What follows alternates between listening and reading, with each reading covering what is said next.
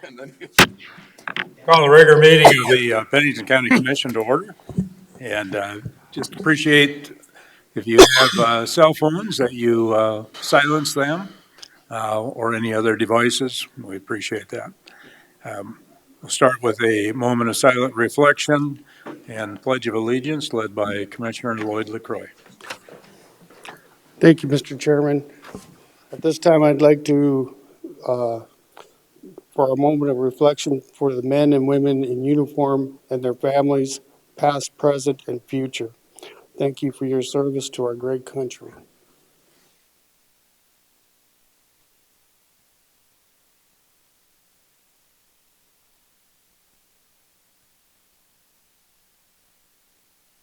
Thank you. I pledge allegiance to the flag of the United States of America and to the republic for which it stands, one nation, under God, indivisible, with liberty and justice for all. Thank you, Commissioner LaCroix. Next item is to review and approve the agenda. So move. Got a motion? Is there a second? Second. And a second? Mr. Chair. Commissioner Glasser. I just want to point out that I know when we had our special meeting, we talked about putting a letter on this particular, that letter that I submitted during that special meeting onto this agenda, but there was no way to get all the requests that I asked for updates to that letter to be compiled and put in to make it to the agenda today. So I just want to make it known to the public that that letter will be updated and will be on the November 15th meeting's agenda. Very good. Thank you. All those in favor of the motion indicate by saying aye. Aye. Opposed? Motion carried. So today we're recognizing veterans, a very critical component of our nation and our nation's history. And for Pennington County, we have literally dozens of veterans that work in our employ. We appreciate them all. We appreciate what they've done on behalf of our country, for our community, and now working for Pennington County. So we thank them for that. This time, I'd also like to call up Barry and Alex from Human Resources.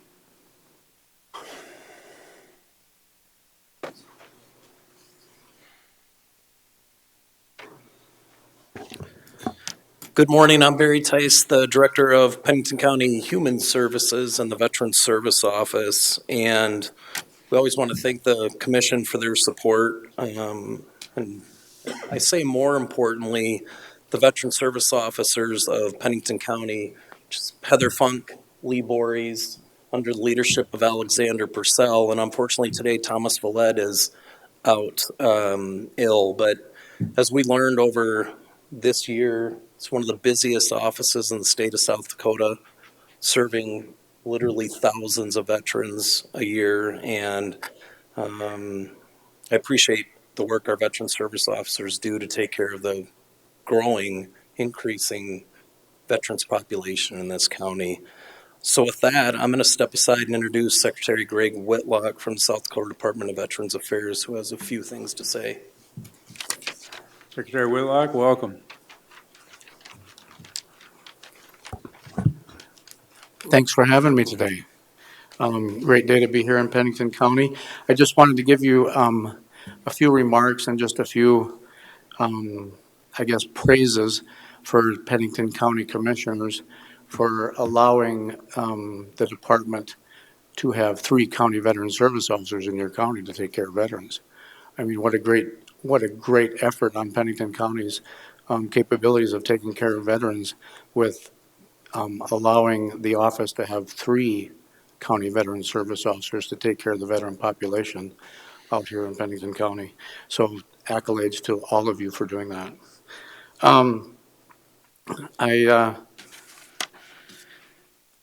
Thomas is not here, but Lee and Heather are, and I wanted to give you guys information on Lee was named the South Dakota Department of Veterans Affairs Outstanding Veterans Service Officer of the Year during our August school that we provide a school for all county and tribal veteran service officers to attend. But he was selected for the Outstanding Veteran Service Officer of the Year, and his dedication in enhancing the lives of our veterans by securing their benefits in a timely manner and for striving to achieve the best outcome for veterans and their families. So let's give Lee a hand.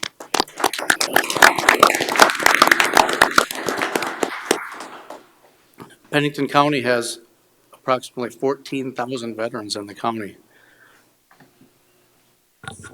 That is a large number, and that's a huge impact of economic in your county, because those veterans do have an economic impact in every county in the state of South Dakota.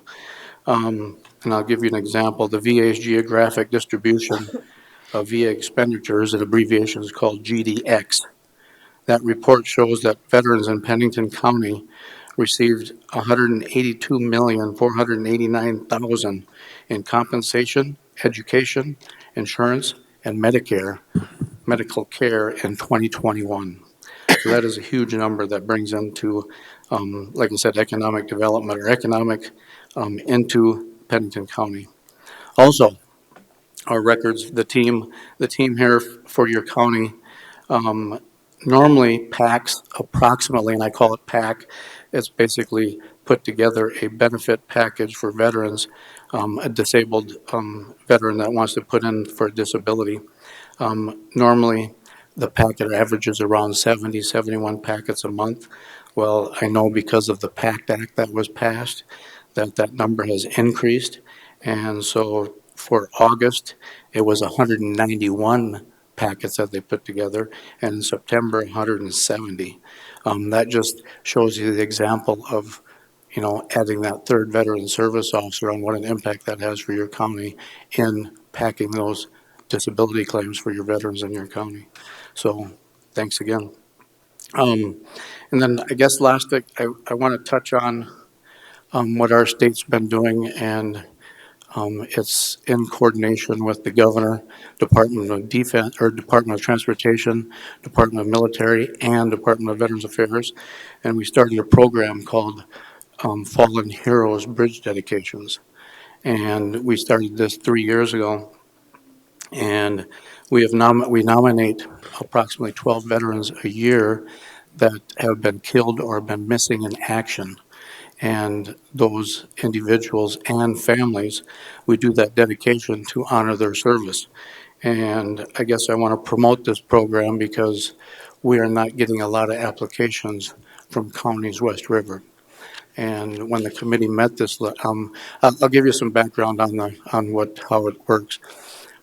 By April 1st, all applications for Fallen Heroes dedication for a state bridge has to be in, and the committee reviews it usually in May, end of April, May.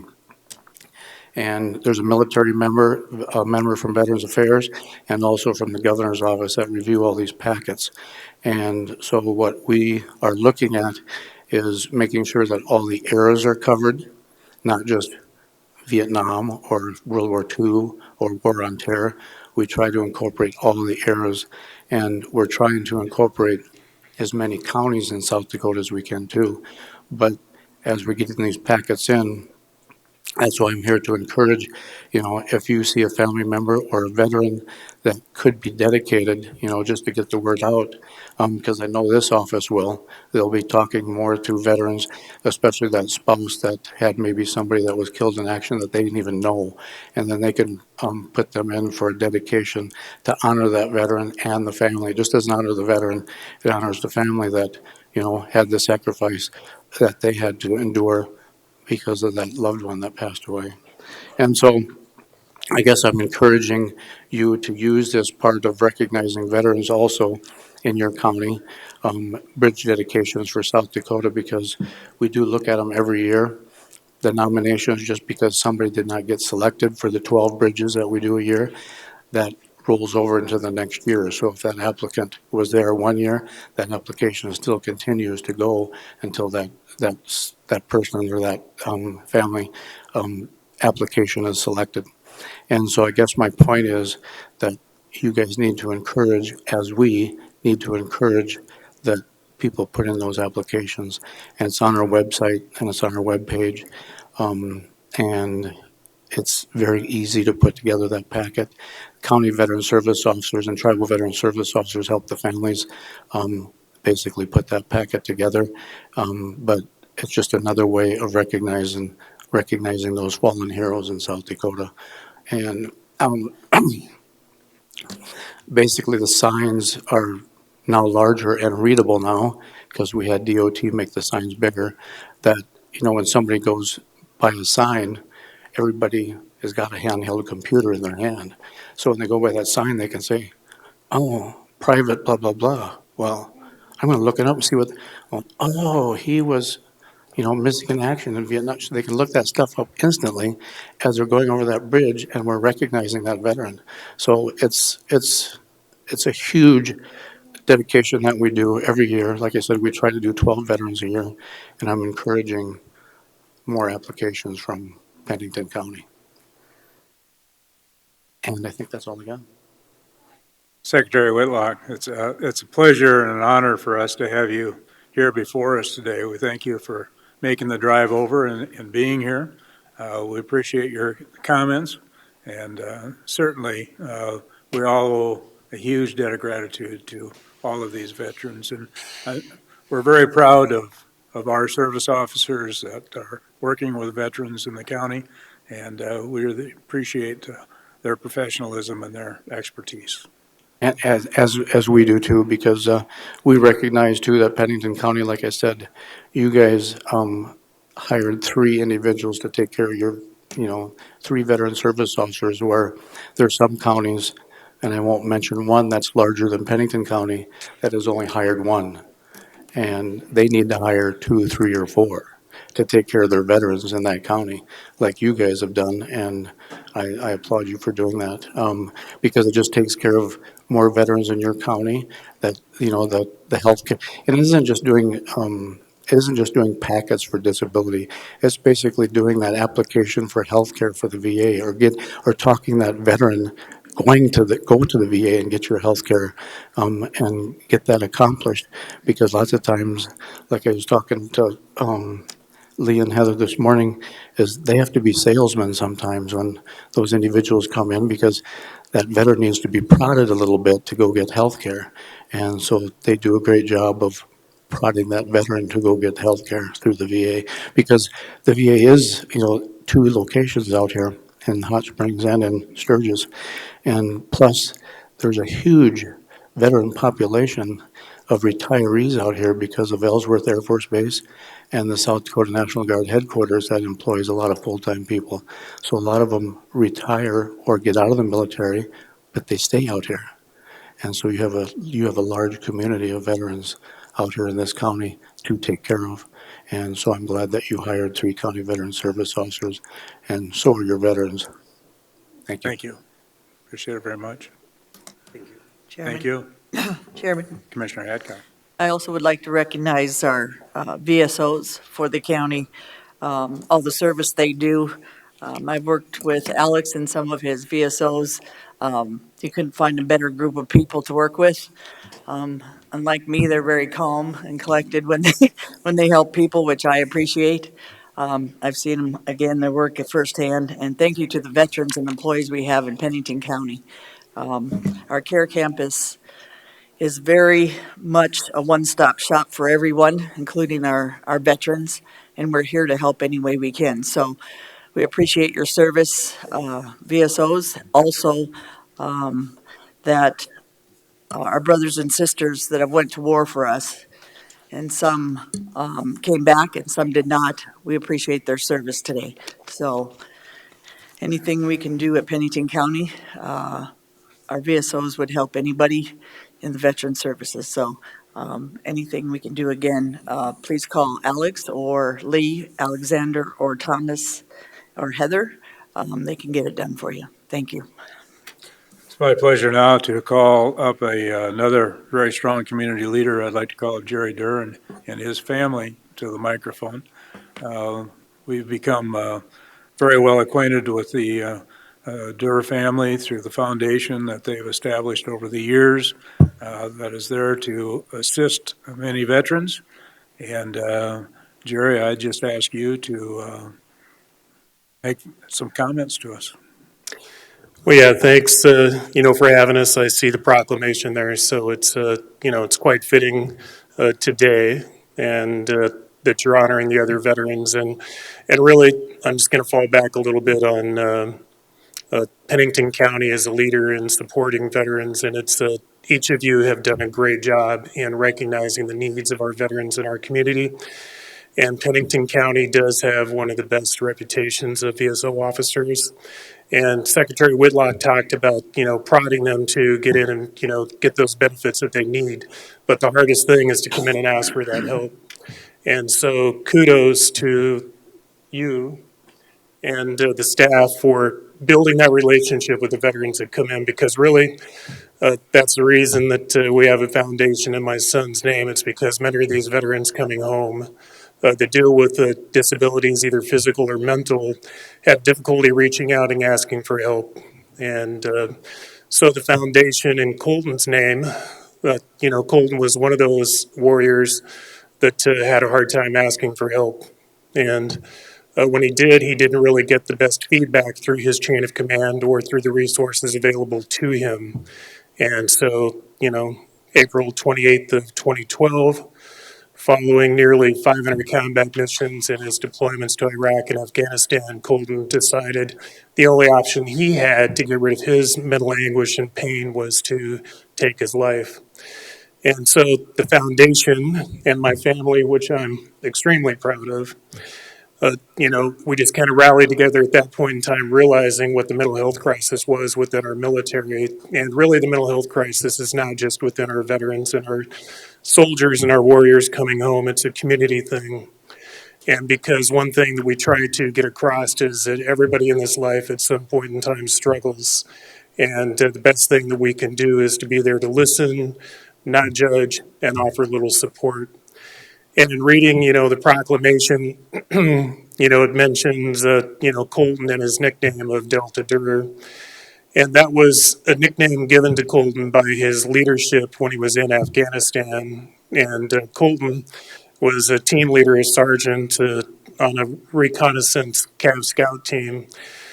And Colton would sneak off the remote outpost at night and go out and do recon. And so when he was with the 1st Cav, he was in intelligence. And when he went to the 10th Mountain Division, he was a scout team leader.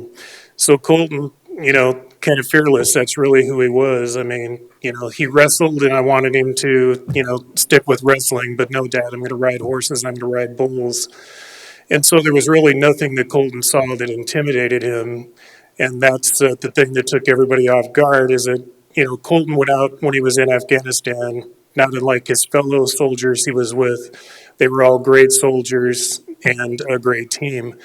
Colton would go out at night and strip off all of his gear and go out in his night vision alone and then just go out and do recon and gather intel about what the route was for the next day, who's making the bombs, what route has got an IED on it or an explosive device. And then he would document that, come back and debrief and pick the route, and they would go out and they would avoid these, they were, life-threatening situations. And so he eventually kind of got outed for that. And so his leadership, instead of reprimanding him, just said, don't do it again, and kind of nicknamed him Delta Durer. And the point of that story, that one of the veterans that tells that, and some of his guys he was deployed with, is that Colton was the guy that everybody went to.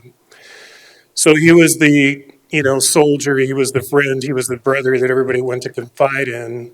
And so when word came out that, they just finished their successful deployment, in that the ones that made it home, and there were many that did not. But when the word hit out through Colton's unit and the brigade, his community, his friends and family, it was a shock because Colton was so tough. Colton was so stubborn. He was many things, but what got everybody off guard was they didn't realize that Colton was fighting the demons of post-traumatic stress. And so that's really the word and the message that we try to get out with the foundation is that, you're not alone. Everybody struggles. We all got to stick together, and you've got to find somebody that you can talk to and somebody that will listen. And the key and the hard thing for most of us is to just be quiet, allow that opportunity to happen, and allow them to come forward and feel like they have that relationship. And it could be with anybody, but just listen without judgment. And that's a lot, just getting it off your chest. And so that's kind of what we've been doing for 10 years. And my family has stepped up to the plate, many people in the community that have helped us. Yeah, we're very appreciative to get the word out there. And there's really nothing that, my family and our foundation won't do to help our veterans. And I'm extremely proud of my wife and my kids. Thank you, Jerry. Thank you. Commissioner Hadcock, if you would like to go down and. Thank you. This proclamation today is not for November 1st, it's for October 1st. Why we made it as a Board of Commissioners on October 1st, it is Colton's birthday on October 1st, 1987. So we made the proclamation and basically the Sergeant Colton Levi Delta Dur Day on October 1st in memory of Colton's birthday. So when you hear me read it, it's not for November 1st, it's for October 1st. If I can get through this.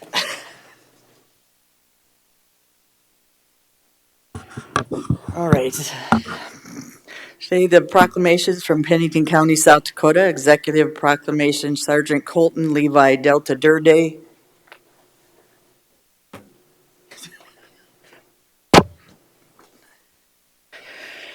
Whereas Sergeant Colton Levi Dur was a native of South Dakota who grew up on his family's ranch near Farmingdale and attended high school in New Underwood. And whereas Sergeant Dur joined the Armed Reserves after high school, and upon graduating from basic training, he switched over to the active duty Army to pursue a career in intelligence. And whereas, while on active duty, Sergeant Dur deployed to Iraq in support of Operation Iraqi Freedom, 1st Cavalry Division, and subsequently deployed to Afghanistan in support of Operation Enduring Freedom, 10th Mountain Division. And whereas, throughout the course of Sergeant Dur's military career, his military leadership nicknamed him Delta Dur because they had never seen a tougher soldier.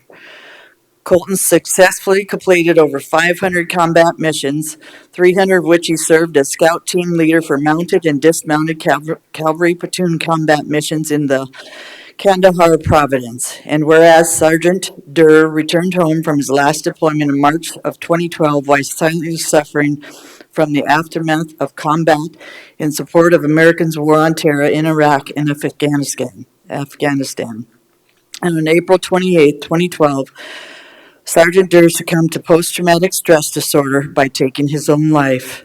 And whereas it is estimated that on an average 20 service members of veterans succumb to suicide every day, as the invisible wounds of war can be more deadly than the battlefield. Suicide is a public health challenge that causes immeasurable pain to individuals, families, and communities across our state and country. Whereas our military veterans and their families demonstrate true courage and sacrifice in defense of the truths, the values, and the freedoms our great nation holds dear. And whereas war does not end at the battlefield, the Sergeant Colton Levi Dur Foundation was established in 2012 to assist military service members and their families in positively navigating the mental health battles related to post-traumatic stress disorder.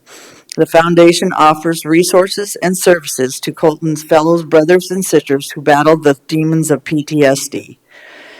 Now, therefore, be it resolved, the Pennington County Board of Commissioners do hereby proclaim October 1st, 2022 as Sergeant Colton Levi. I am messing this up. You can tell I'm nervous. Sergeant Colton Levi Delta Dur Day. And ask our community to support the efforts in taking the lead on the path to hope to never give in, never quit, and to help carry the load of life for our military service members and their veterans. In testimony, we hereto set our hands and cause to be fixed the seal of Pennington County, South Dakota, this first day of November 2022, the Pennington County Board of Commissioners. This is the proclamation. Thank you. Thank you.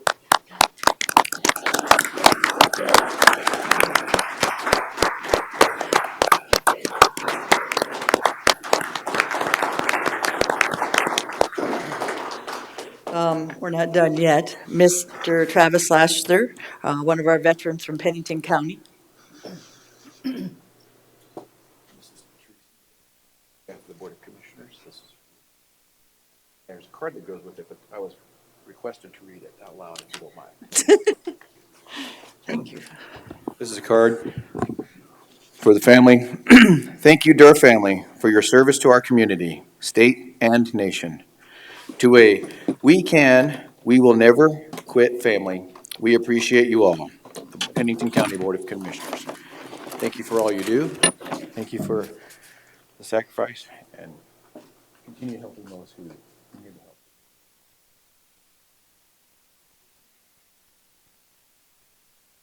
Wyatt and Brandon, if you would both come up as well. You're not getting away without your family being up here. This is the Jerry Durr, Teresa Durr family. Thank you, Miss Teresa, for your service. We also today have a presentation from a plaque that says, from the Board of Commissioners, Sergeant Colton Durr, Levi Durr Foundation, we can, we will, never quit. Sergeant Colton Levi, Delta Durr Day, October 1st, 2022.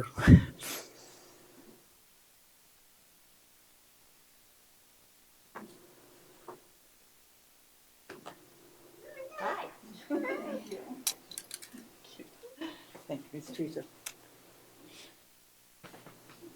Brandon? Just thanks, and again, I mean, it's a community effort, and we appreciate the leadership that Pennington County has. I'd like to thank this family for everything they've done the last 10 years for our community. They go above and beyond for our veterans, and there's not one in this family that doesn't give it all and never quits. They make sure that our veterans are taken care of. I've seen it firsthand, and our community has seen it firsthand. So I don't know how to say this in just a plaque or a day, but you guys give it every day, not just today. So we appreciate everything you do for our veterans and our brothers and sisters that need your help every day. And we can't thank you enough as Board of Commissioners. Thank you. Thank you, Commissioner Adcock.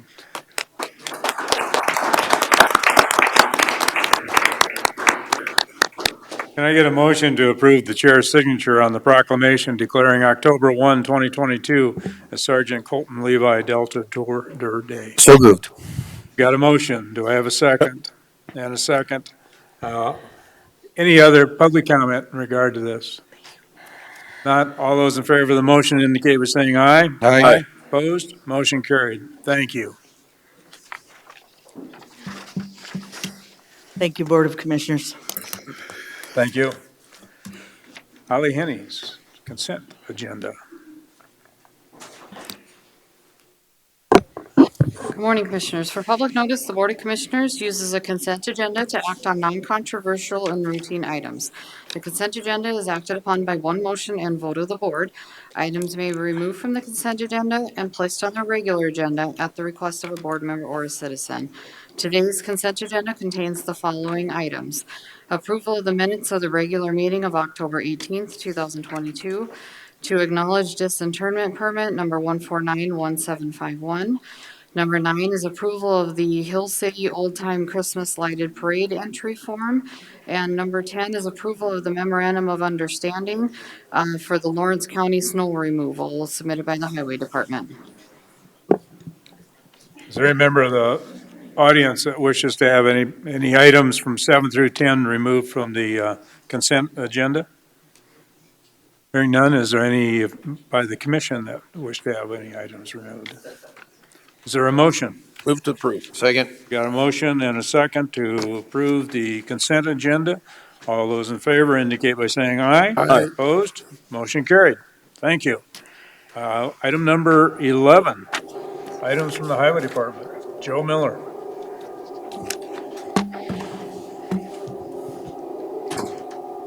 Good morning, Commission. Joe Miller, Pennington County Highway Department. Item A in front of you is a work order for engineering services for the Reservoir Road and Lamb Road intersection. The past 3 years, this guardrail at this intersection, we've tried modifying it. We've tried different configurations of the guardrail to try and alleviate the issue at this intersection. Unfortunately, with the hill that is directly to the north of it, people come over there at 50 miles an hour and don't realize or don't see the warning signs and not able to navigate the curve. I just looked at the cost report for replacing this guardrail in the past 3 or 4 years has been $25,000. What Pennington County spent on replacing that guardrail. So earlier this year, I approached the state and asked, hey, would this qualify for a safety project of some sort?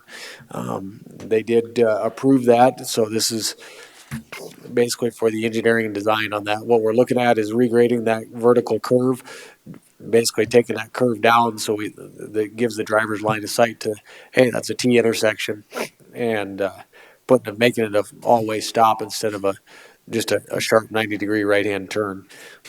So with it being a safety project, the county will be responsible for 10% of the cost, and current construction is proposed 2024. So with that, I'll stand for any questions. Any questions for Joe?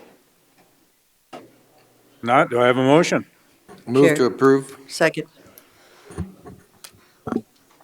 Let's enter the motion into the record. If you want, I'll read it. I was going to read it. She seconded Please. before I can finish reading it. Move to approve work order PD 1921 with FMG Engineering Incorporated and the South Dakota Department of Transportation for engineering services for the Reservoir Road and Lamb Road intersections. Any public comment? Seeing none, back to the commission. Any further discussion? All in favor of the motion indicate by saying aye. Aye. Opposed? Motion carried. Item B. Item B is authorization to purchase one new traveling axle lowboy. Currently, we have 2 equipment trailers in our fleet, one of which is a 2012 Landau, which is identical to this trailer that we're requesting to purchase. The second is a 93 Kalen low bed trailer. The back end of it is actually homemade. It's a kind of a beaver style, so it's not capable of carrying all of our equipment. With that being said, we would like to replace that 1993 trailer with a new one identical to the 2012 Landau. We'd like to purchase this off the Minnesota state bid. The purchase price for this is $145,004.45. Our equipment purchase plan accounted for this in 2023. Current lead times are right at 12 months, so we need to get it in, sometime this month or next month to be able to get it in time on next year's budget. So with that, I'll stand for any questions. Any questions? Mr. Chair. Commissioner LaCroix. So Joe, can you explain to me a little bit about how we're going to use this so the public would know? Essentially, this is for moving, so right now they're using this Landau trailer to move our scraper from our Wilsey Road realignment up in the, it's 92 miles from our Rapid City shop. They're moving that scraper back to the Rapid City yard. Essentially, we use it for moving our equipment around our large county. We're 106 miles wide, so we can't simply just drive our equipment to and from the job sites. It also assists in recovery of broken equipment. I remember last year, 2 years ago, we were on a gravel project and an engine blew up in a roller. This trailer is equipped with a winch to be able to winch that dead equipment up onto the trailer. It's very easy to use, so it pretty much can do everything. I just want for the public's notice what we use these for, because if we try to drive these scrapers like I've seen from here to Hermosa most of the way, it takes quite a while. And it Absolutely. wear and tear in the vehicle. Thanks. Any further questions? Any public comment? Is there a motion? Mr. Chair, Commissioner LaCroix. move to authorize Highway Department to purchase one new 2023 Landau 455B 48 traveling axle lowboy from Midwest Diesel Services, Inc., Blaine, Minnesota, in the amount of $145,004.45 plus delivery of $3 per mile, per loaded mile from the states of Minnesota's Cooperative Purchasing Venture Program Contract 20648. Is there a second? Second. Got a motion and a second. Any further discussion? All those in favor of the motion indicate by saying aye. Aye. Opposed? Motion carried. Thank you, Commissioner. Thank you. Item number 12, Mike Cool. Title, Items from the Building Committee. Good morning. Mike Cool, Pennington County Buildings and Grounds. I am here requesting, or with a recommendation from the Building Committee for design services for the courthouse entry addition build out of third floor.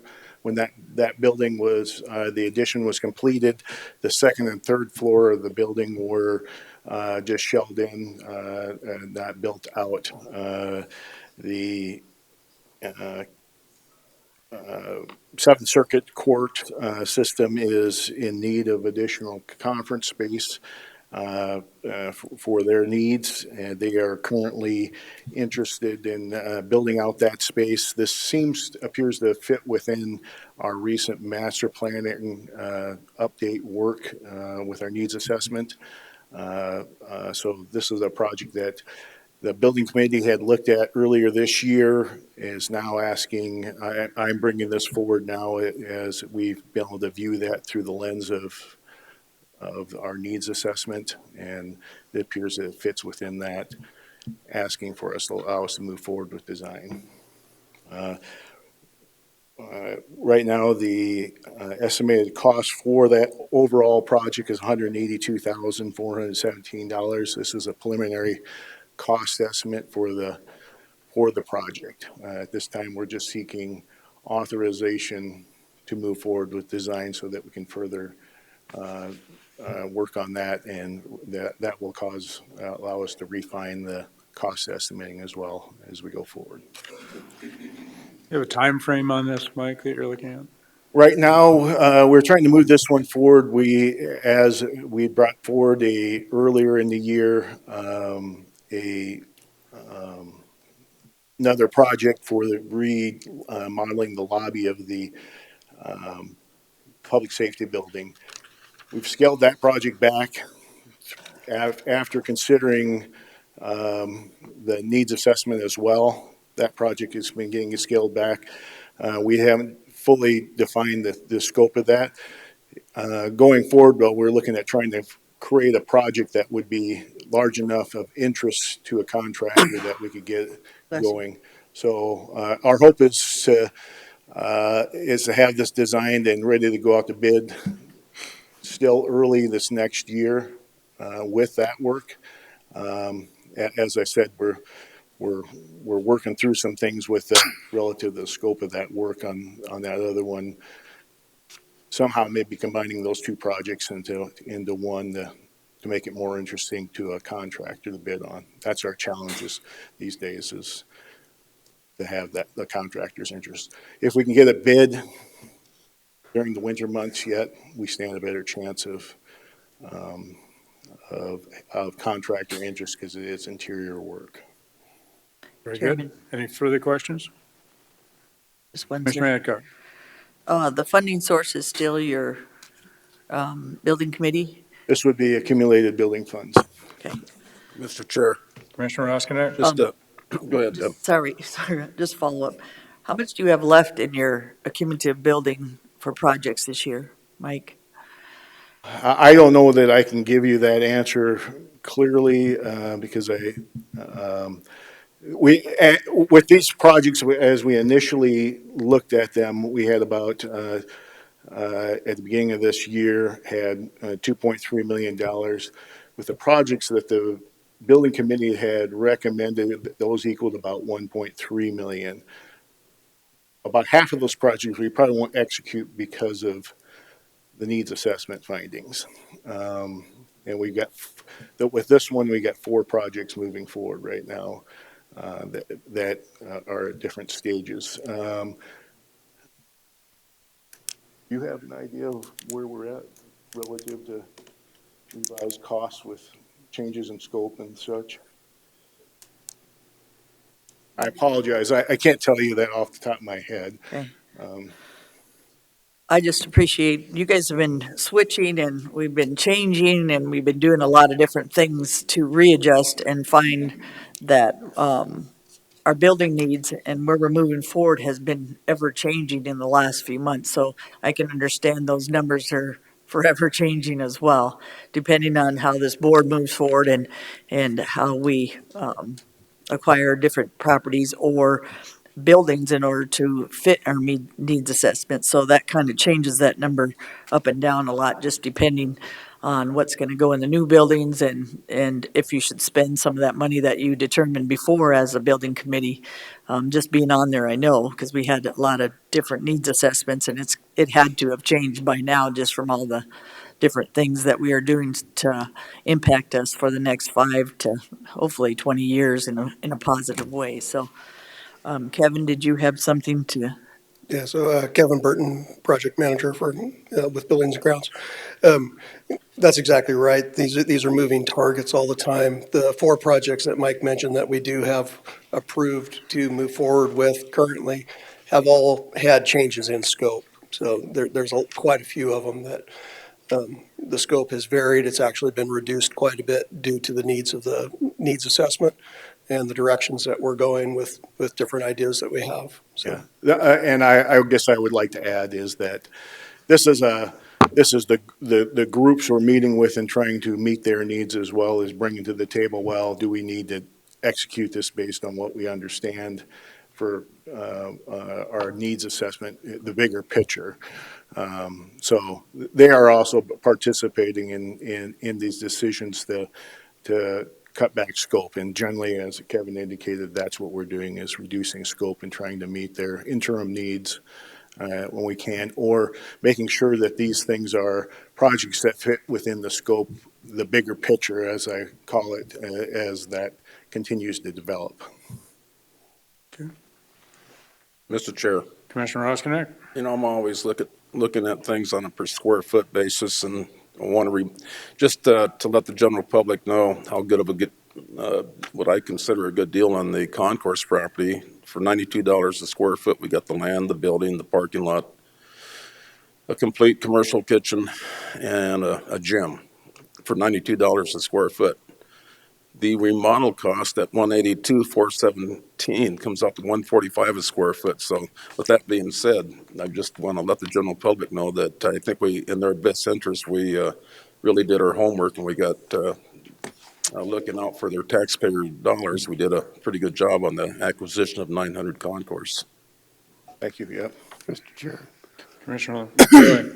I'll kind of echo on what both commissioners have said. I think it's pretty tough to get these projects out to bid and find the contractors. I mean, I know of 2 projects that our company I'm working for, one took 2.5 years to build, and the other one we're working on right now, we're struggling with getting the materials and the people to come in and do the work. So, you know, on top of being government where you have to come in and get approvals and go out for bids and get the designs and all that stuff, that adds more time on top of all of that. So the work and struggle that you guys have to do to try and get, it's understandable to see these projects get redesigned, but sometimes it kind of worked out for us with the safety building, because once we got the needs assessment done, it's kind of good to scale that back, because we know what we kind of want to do with that building, and so we can move forward with some designs to follow up on that.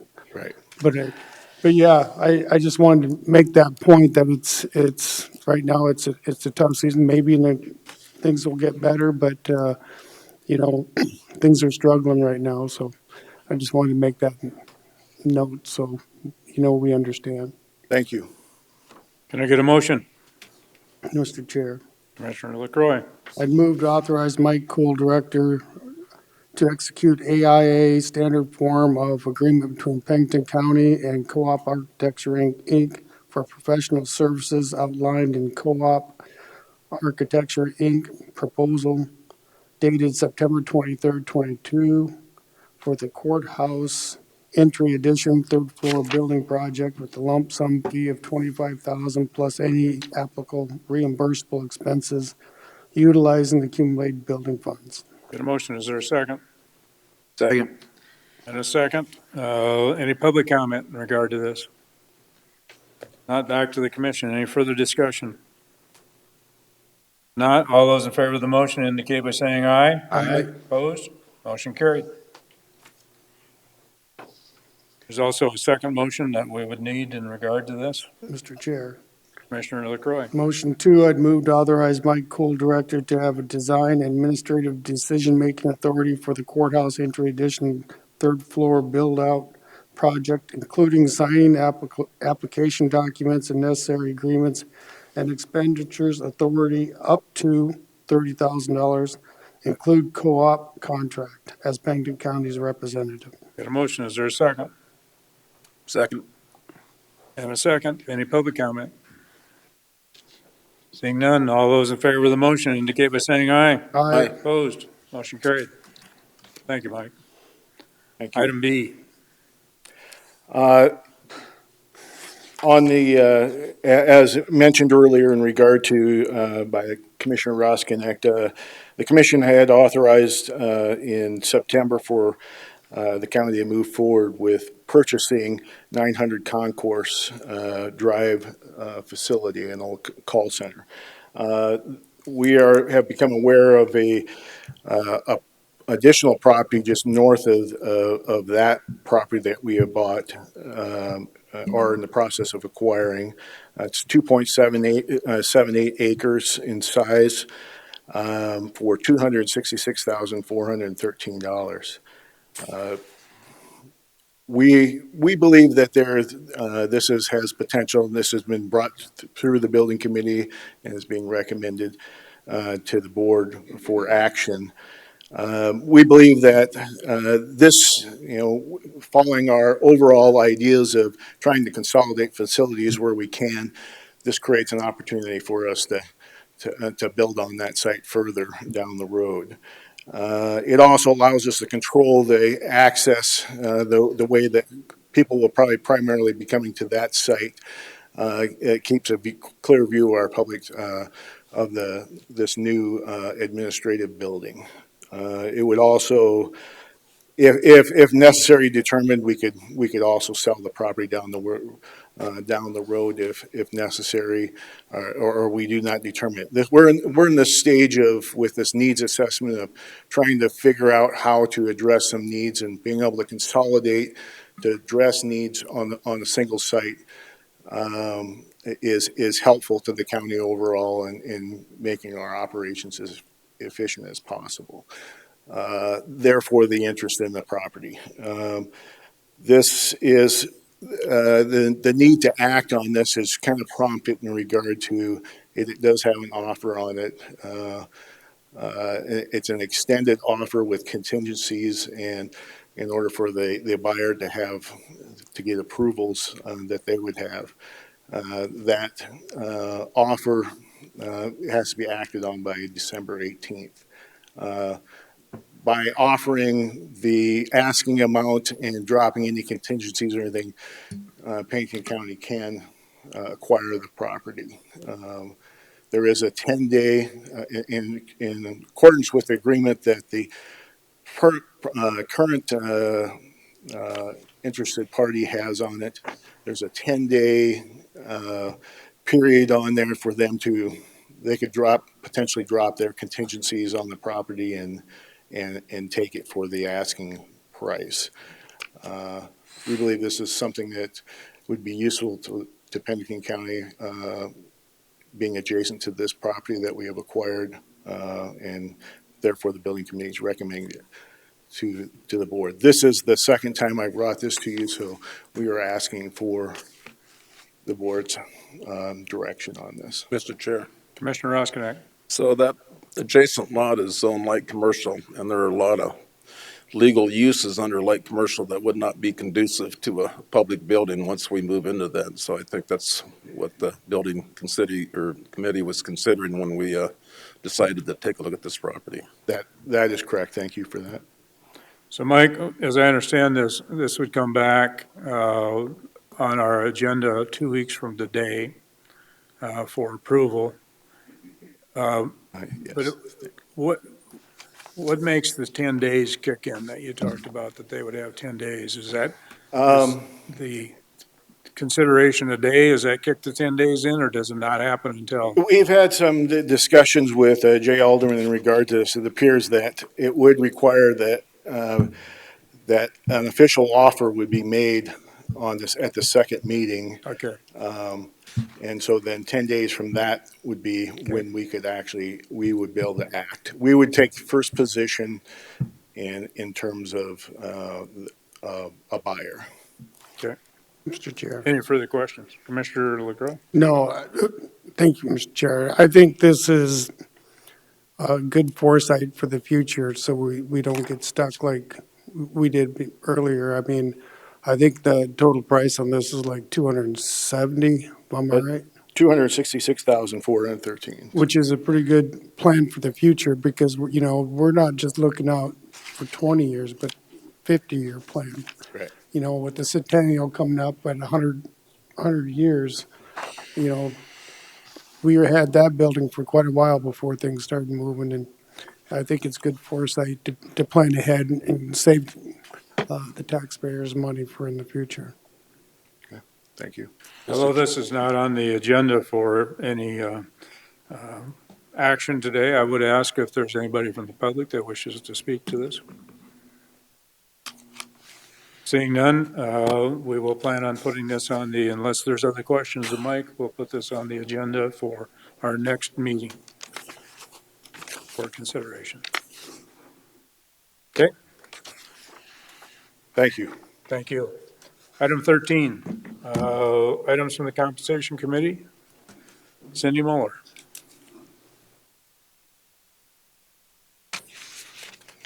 Good morning, Commissioner. Cindy Moeller, Pennington County Auditor. As we had brought before you at the meeting at the 18th, the Compensation Committee is recommending an adoption of a revised 2023 wage scale. And as I worked through this, it was brought to my attention that I did not, in the second motion, address the other two wage scales that we now have in place. So I did give you a revised motion on the second part of that to include the law enforcement and medical wage scale in the 4% increase, and then also to add giving those employees on those two wage scales and the highway wage scale a step effective December 25th. So. Does anybody Questions, have Cindy? any questions? So, Mr. Chair, Commissioner LaCroix. so we need to rescind the first motion and then redo it. Yes, please. Mr. Chair, Commissioner LaCroix.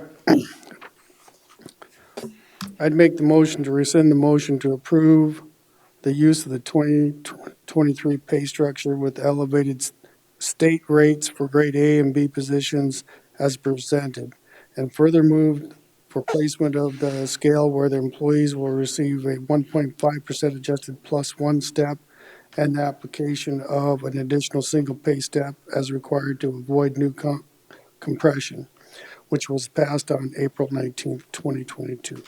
Is there a second to the Second. motion to rescind? I have a second. Is there any public comment in regard to this? Any further discussion by the commission? All those in favor of the motion indicate by saying aye. Aye. Opposed? Motion carried. Motion 2, Mr. Chair, Commissioner LaCroix. I'd make a motion to approve the proposed 2023 wage scale with a 4% COLA increase and a 1.25% steps, and further move to place employees on this wage scale at a place where they receive at least a 4% increase plus one step effective December 25th, 2022. Is there a second? Mr. Keep going, Go on. Lloyd. The 4% There increase. was a revised motion that you were given.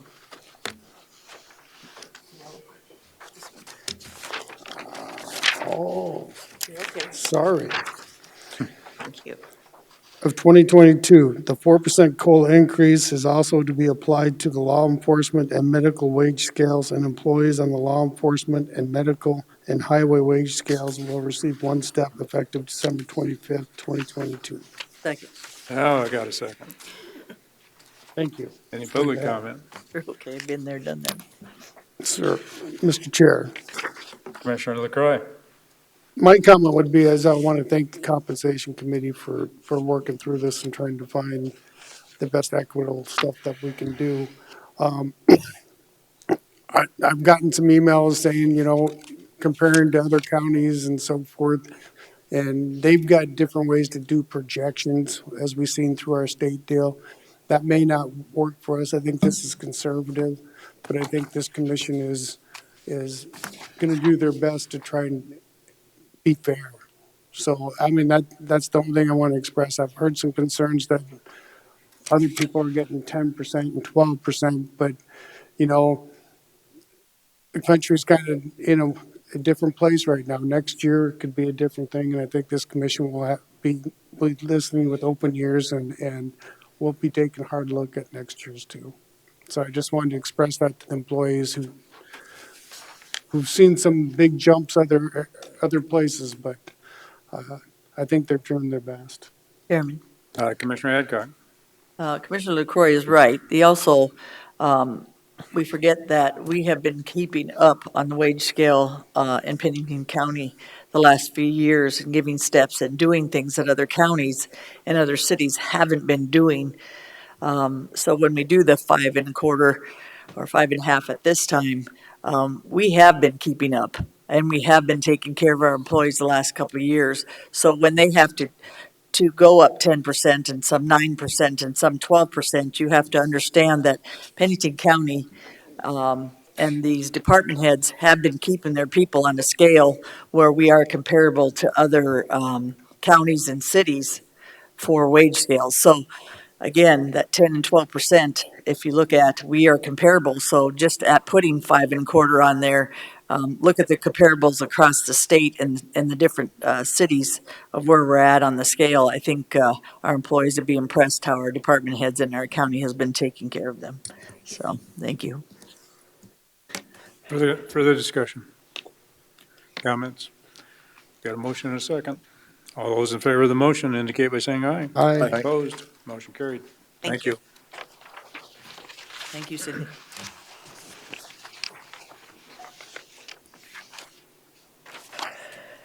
Item 14, Holly. Commissioners, this is a follow-up from a motion that the board approved at the last commission meeting for the approval of funding for the Western Dakota Regional Water System. What I'm seeking today is approval of the resolution in front of you to allow that to happen. Mr. Chair, Commissioner LaCroy. I would make that motion to approve Resolution 2022-C2. Second. And a second. I've got a motion and a second. Any public comment? Back to the commission. Any further discussion? I think this is a good move on behalf of the county to participate in this. And these dollars are coming from our contingency fund for this purpose. They've made some great strides, the Western Dakota Regional Water System has in this past year, and have to applaud them for all the effort and work that they've put into it. And I think this will help considerably. So, Mr. Chair, Commissioner Roskinek. I might point out that I ran in the Dale Tech last week, and he was very appreciative of us helping out with the $50,000 contribution, so I just wanted to point that out. Very good. Chairman. And he's the chairman of the. Yep, correct. Commissioner Adcock. Thank you for keeping on top of this, Chairman Drews. Again, water and infrastructure is huge for Western South Dakota, for economics, and just for our public to be able to move forward and keeping Western South Dakota so we are well taken care of in the water department area or water area for infrastructure. So for me, again, this was a no-brainer. Piping water out of the Missouri River to Western South Dakota opens up a whole lot of areas for economics, plus helping the farmers, the ranchers, our ag people. We are Pennington County.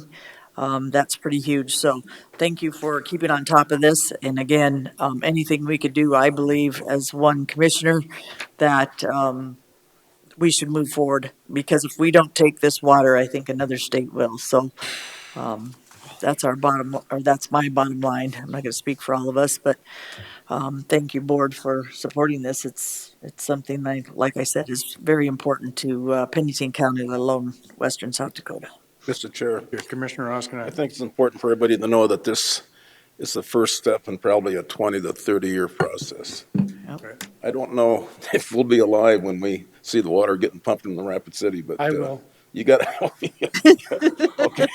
But anyhow, this is not going to happen overnight. But if we didn't take the first step, it wouldn't happen at all. That's correct. Any further discussion?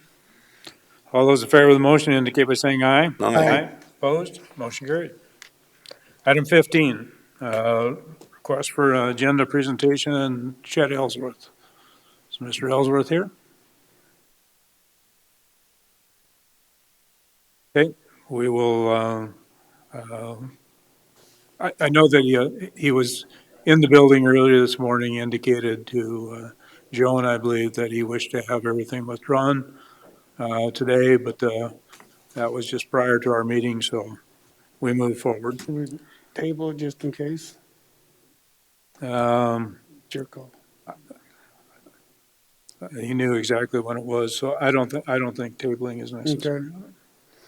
We'll move on to item 16, approval of the vouchers. Mr. Chair, Commissioner LaCroy.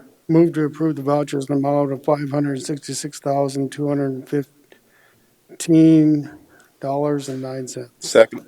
Got a motion and a second. All those in favor indicate by saying aye. Aye. Opposed? Motion carried. Items from the public. I have Mr. Thompson, Roger Thompson, that's would like to speak. Mr. Thompson.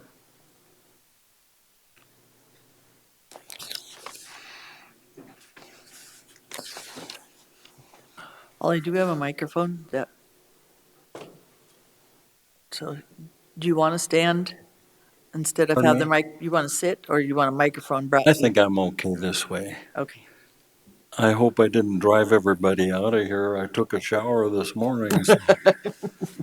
Anyway, looking over the past several months, I thought last night that I'm going to come in here and just loaded for bear. But I looked in the mirror and I thought, no, you better not do that, because the ultimate responsibility pertaining to these elections rests on me and the other registered individuals within the county. And it's not to say that, you all don't work hard and all that, but it's my responsibility prior to an election to do the research, to interview the candidates and everything like that. And then when it comes into the voting booth, to do my job as a citizen. And I was looking at the Secretary of State's website last night, and there are over 800 people in the upcoming elections that are running for office. Is that true? 809 people? In the state? Across the state? I suspect probably so. And I thought, gosh, puts a lot of stress on the auditors and everything throughout the state. And then I thought to the special session last week where we had a nationally renowned cyber specialist come in and make his presentation to you. And my frustration is that it seems like to try to remedy the problems in the election system in South Dakota, it seems like a simple process to me. Particularly when the problems within the elections in South Dakota were presented in the light that they were during a special session. What it boils down to, a citizen can request these cast vote records. And as I understand it, the state of South Dakota has, by law, said that they will adhere to the HAVA Act and the EAC's guidelines for conducting elections as a matter of law. And in my research and everything, these cast vote records, I'm just going to go through these. They're not necessarily in order, but this is an executive summary. And it says a cast vote record is an electronic record of a voter's selections, which usually, with usually one CVR created per sheet of paper. Okay, so we know that the CVRs exist. Then an overview of cast vote records and their generation. Simply put, a cast vote record, or CVR, is an electronic record of a voter's ballot selections, and its primary purpose is to provide a record of voter selections that can be counted in an efficient manner to produce election results.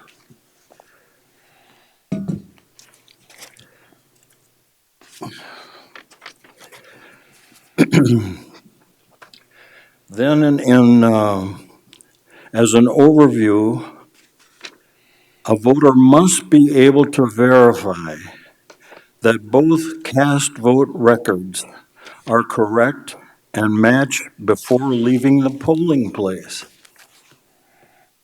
And that, in my experience, I moved here and became a citizen of South Dakota in 1980. I've never been afforded that opportunity.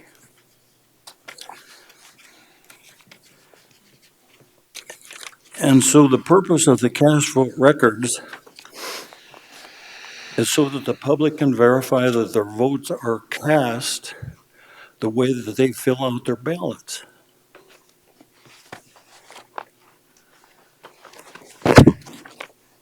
So, and the other thing that's on my mind is I appreciate Councilman or Commissioner Lassiter's suggestions that will be forwarded to the legislature for the next session to perhaps and hopefully change the law or strengthen the laws in South Dakota concerning the elections. But it seems like we're kind of kicking the can down the road and talking in response to the governor's letter.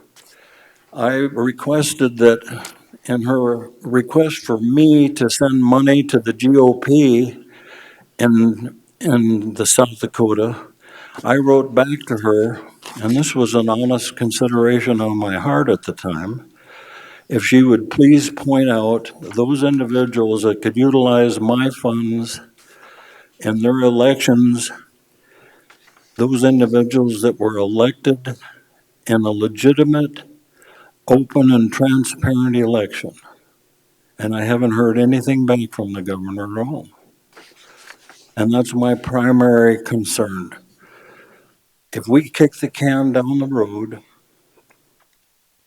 and hoping that the legislature will do something to help repair the broken system that we have, aren't we depending on those individuals that have been elected in a system that's been corrupted originally?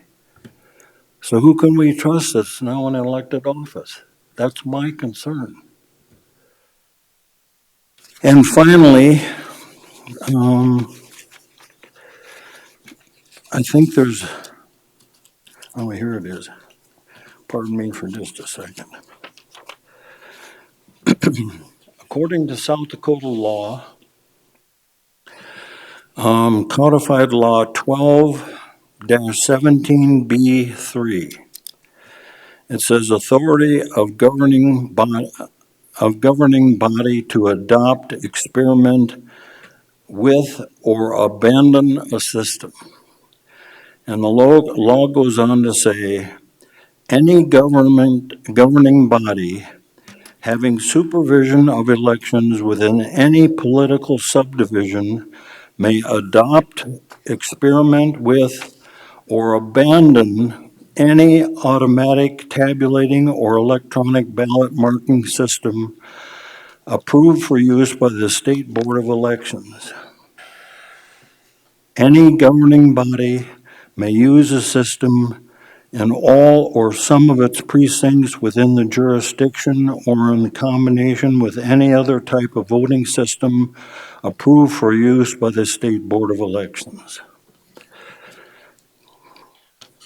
So you have, as I understand it, you have the authority to change the system or abandon the one that we're currently using that is up to question. So, and simply, why can't we conduct the election like we normally do, and then also hand count the paper ballots?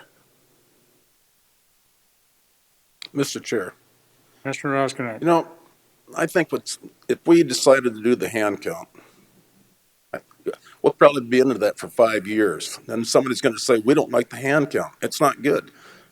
People make mistakes. People run the poll booths, and then here we go. Let's go back to the machines because the machines are better. So what is it, the hand or the machines? So what do we do to fix the system?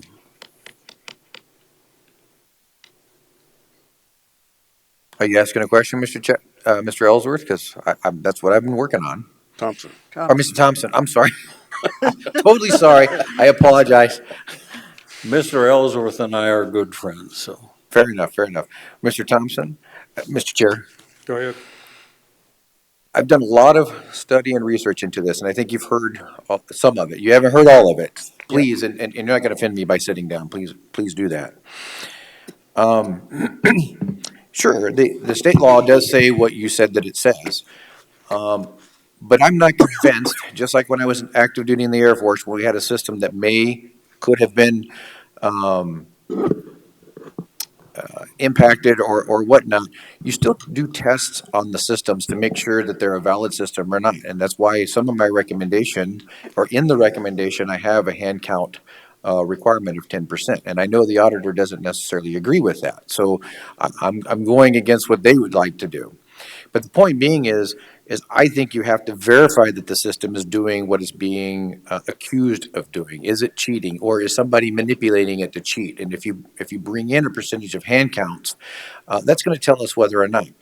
I do suspect that human error is going to be rampant through the entire system, regardless whether you use machines and humans together. We've already seen it when we have recounts. We've seen it that in some of these cases, human error grabbed the wrong stamp, and 36 votes were removed from in a particular race. Anytime you have human beings involved, we try to put protection factors to make sure that we have the best and most accurate count. And verifying the machines with a human count on random precincts, I think, is going to tell us whether or not the system is broken or is the system doing what it's supposed to do. Mm-hmm. Is that at least fair? And that's what we're moving forward with. And I agree that I believe that the auditor could, if she decided to, choose certain precincts to do a manual hand count if she would like to. Well, can you hear me okay? I can hear you, but I don't know if it picks up for the requirement of. If we can. Sounds good. Okay. At this particular point, with the frustrations and everything that I've had, anything would help. And that's why I brought up the item on cast vote records. And I'm thinking, why is there such resistance? That's probably one of the biggest things that's on my mind. Why, from the Secretary of State all the way down to the local level, there seems to be such great resistance to revealing what's going on within the system. The only way that I know of to find out what's going on within the system is via the cast vote records. Those are public records, and yet they're being withheld from the public. That's against the law to do that. Mr. Chair, Go ahead. Mr. Ellsworth, the amount of research that Mr. Thompson, goodness gracious, all right, I've had so many conversations between you and I can't seem for some reason to get Mr. Thompson in my head today. Mr. Thompson, you know, we've sat down, we visited, you've given me a lot of information. And I agree, I understand your frustration about the CVR, but it took me about 3 weeks to get a good solid CVR, and then once I got one to evaluate it, not from South Dakota, and the individuals that said they had CVRs were never able to produce a CVR, even though they told me they had South Dakota CVRs. That's a different story, but I finally received one so I could actually evaluate what's on the CVR out of Texas. And when I evaluated it, Mr. Alderman can tell you I submitted it to him so I could ask him some questions, but we're going to wait until see what the court system says about our particular ones. But what I have surmised from the law and everything that the law says about the election process is the auditor's doing what she's supposed to do based on this. The CVR is only created once the ES&S 850, in our case, not in all cases, in our case, once it's put into the electionware system and then it's taken onto the encrypted thumb drive and then uploaded to the Secretary of State, because it has to have that file, the CVR has to be read by multiple systems so that we can take it from our system and submit it to another system. That's what that CVR is for, to give all that data to the next level where it needs to be. I ask questions straight to the ES&S company. I can visit with you about their answer, but that's why I came to the conclusion that right now, because of the way our election laws are, that CVR is on an encrypted thumb drive. We're not going to let someone have access to an encrypted thumb drive, and it's not stated in our law that we actually pull that file off of there. Now, what is it going to tell us? Well, according to our law, which deals with cast vote records, it's for ballot comparison and hybrid audits only. It's really for audits to make sure your system, your machines are doing what they're supposed to. And you actually kind of run it on two different systems, and I'm just going to use these names because this is what I know everybody knows. You run it on you run your regular ballots and stuff through an ES&S, and then you take the CVR, you put it, has something to do with carrying it over to the Dominion system and verifying whenever they run, if they run all those ballots through the Dominion system, that they can talk to each other and actually show you that everything is right. The other thing is some communities have ES&S, Dominion. What are some of the other systems? You know any names of other systems? Hart. Huh? Hart. They may have 3 or 4 systems. The purpose of it in 2019, when when it was determined that the CVR needed to be put into a non-proprietary format, was solely so that if a county had ES&S, Dominion, and any other machines, and they're counting ballots, you could compile all those CVRs together in the election management system. So there had to be a file that because before they did it in 2019, what was happening is you'd have a Dominion system, so you'd have to have the electionware for the Dominion system. You'd have an ES&S system, you'd have to have electionware for the ES&S system. Any other systems, you'd have to do that. And then now you've got to manually tabulate the final reports from all of those. What this was designed for is so you can take all of those systems, put it into a final aggregate total number, and put it onto the Secretary of State. So that's the purpose originally of that CVR being in the non-proprietary format, so multiple systems could communicate to one election management system. Does that make sense? Well, kind of. Okay, but the point being, ours are on a secure thumb drive. We're not going to release that. And after the election, our secretary, our auditor, has to seal all that stuff up, and that can only be opened by a court order. Now, part of what I'm recommending is if it's determined that the CVRs that is produced by our machine is not considered private information per our state law, which I don't think it is. That's just my opinion. I'm not saying that to get Jay or Tracy in trouble.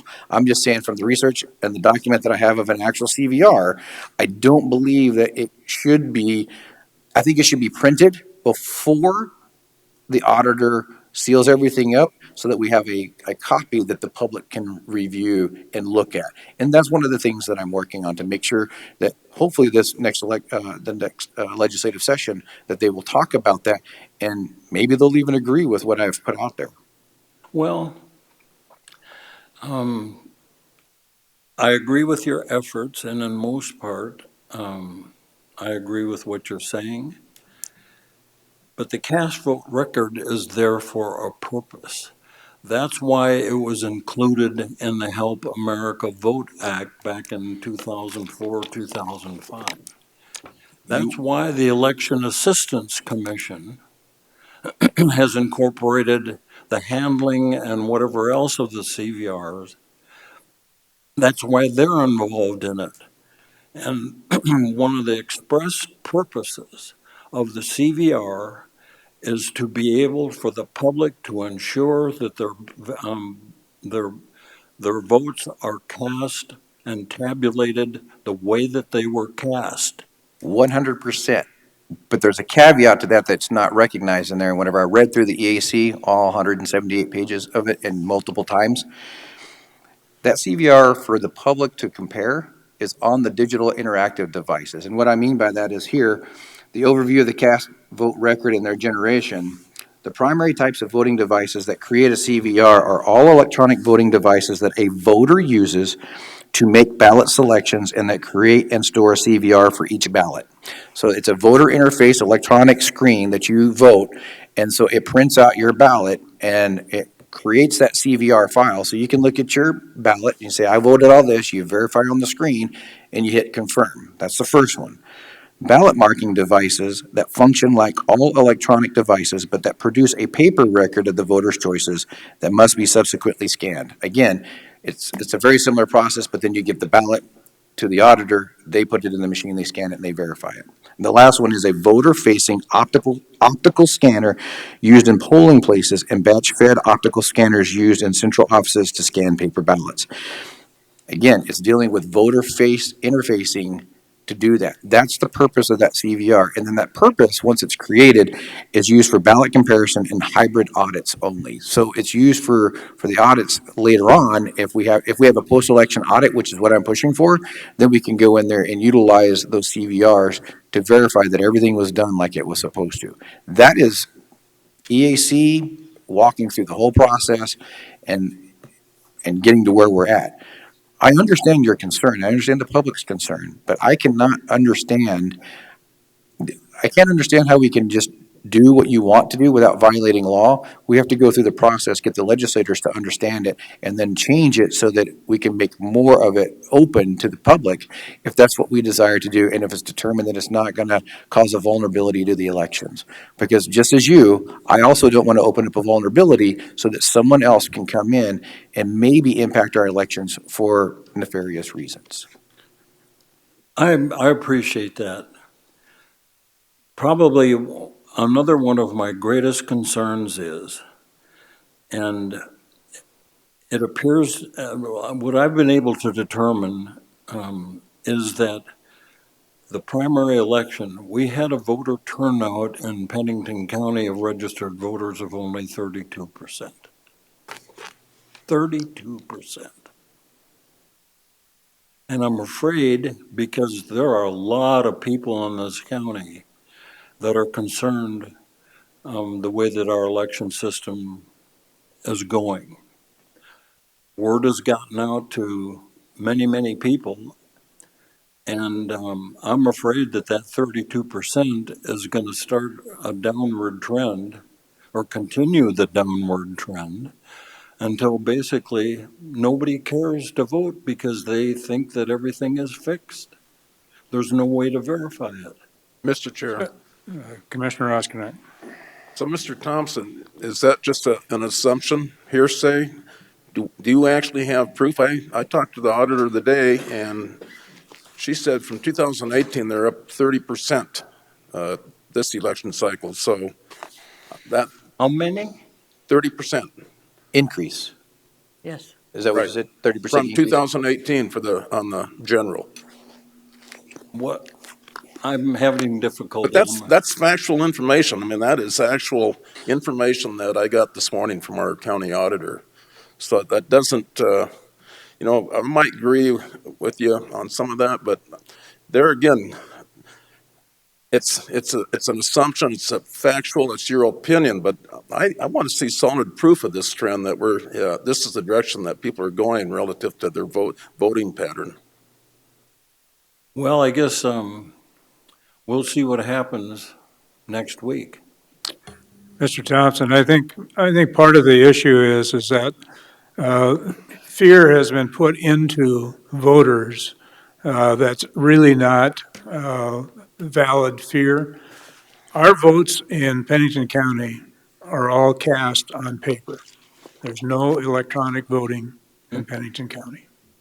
I don't know if there's any electronic voting anyplace in South Dakota, but I know in Pennington County, there's not. And so when you first started talking about, at the polling place that you should be able to compare the cast vote record, but there's no cast vote record that's created at the polling place. That's only done when the votes are tabulated, if it's done at all, tabulated at the elections office, which is the county auditor's office. Well, I understand that. That's the way that the county handles it at this particular point.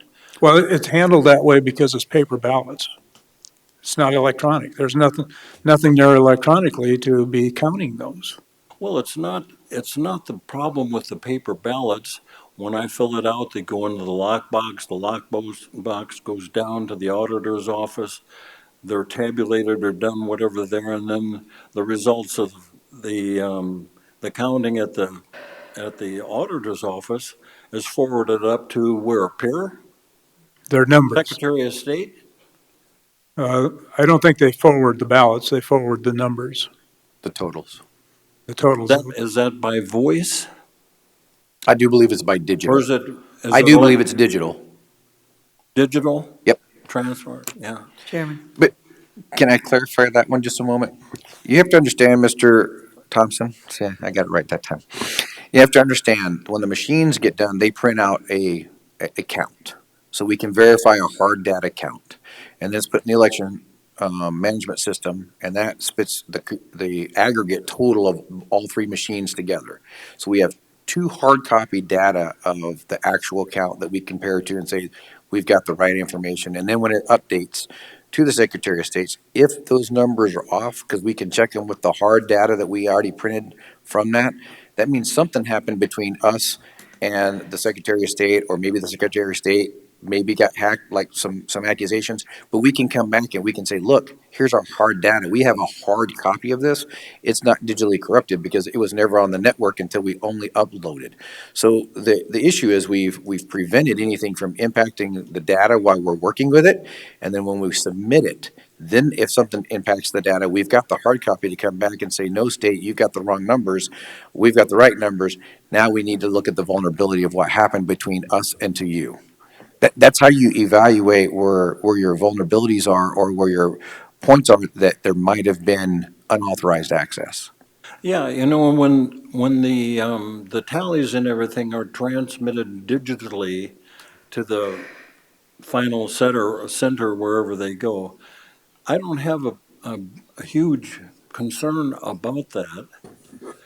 My main concern, and if you remember the slide that was put up, I think it was Pennington County, South Dakota, by Dr. Frank, and it showed the actual registered voters, And their the age. population according to the census data, and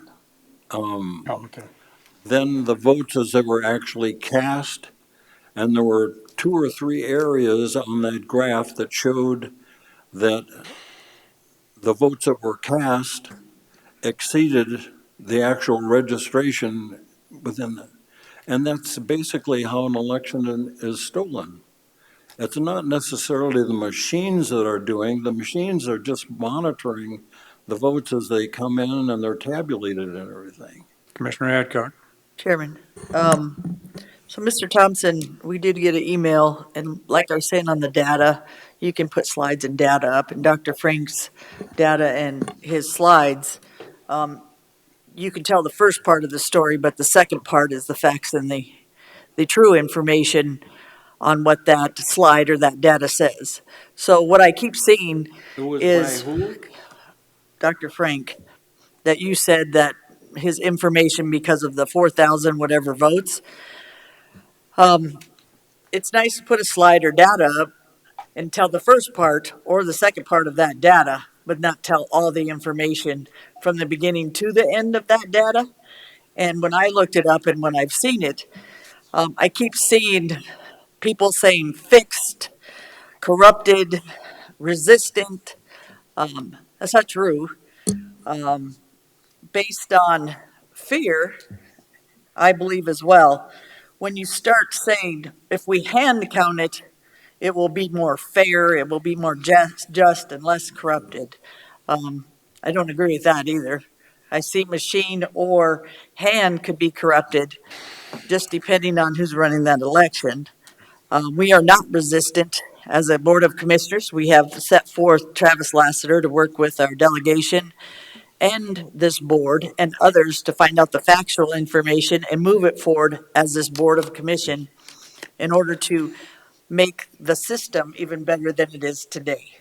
So why not change? I think there is being change. I think we've listened to the public, we've listened to our constituents, we have listened to people that aren't fear mongering, but actually have factual information to move that forward. So again, I've seen it where you can hand count if you read the statistics, or you can machine count, and either side, machine seems to have won on percentages based on hand counting or machine counting. That's based on true factual statistics and people that have actually been at those polls. Mr. Mike was here for what, how long, Gary? 35 years that he's been working our polls. Yes. So I just, I'm not resistant. I don't think this board is resistant. I think we're finding solution and how to move us forward in a positive way. To hand count, I don't think is going to make this system better. It can be just as corrupt. So anything we can do with the system that Travis is moving forward, I'm in favor of. I think he's worked hard. I've delved into some of this. I think a lot of our commissioners have. He's just digging a lot more because we have also put him in charge because he loves doing this. Not that we, the rest of us, don't, but we always, just like our chairman, we have them represent, Chairman Drews, to represent and find more and more information in order to move forward if we set forth a commissioner in a certain instance. And in this case, it's Travis Lassiter. Mr. Chair. So again, Mr. Thompson, I appreciate always people's thoughts from the audience, but I keep hearing words that just are non-factual, corrupted and fixed, and people aren't voting because it's fixed. I've never heard that. Once in a while, you might hear that someone that never has registered to vote, I've heard say, I don't register because I think it's fixed. But I haven't heard voters that voted come up and say, and I work in a beauty shop, sir. And that's a lot of people. That's a lot of women. And I have not heard over the years men or women saying, I didn't vote today because I thought it was fixed. That's a fact. So people love to vote. People that want to vote will vote. The people that don't want to vote, I believe, don't want to vote. They feel today that, or some people miss it, just like on your information.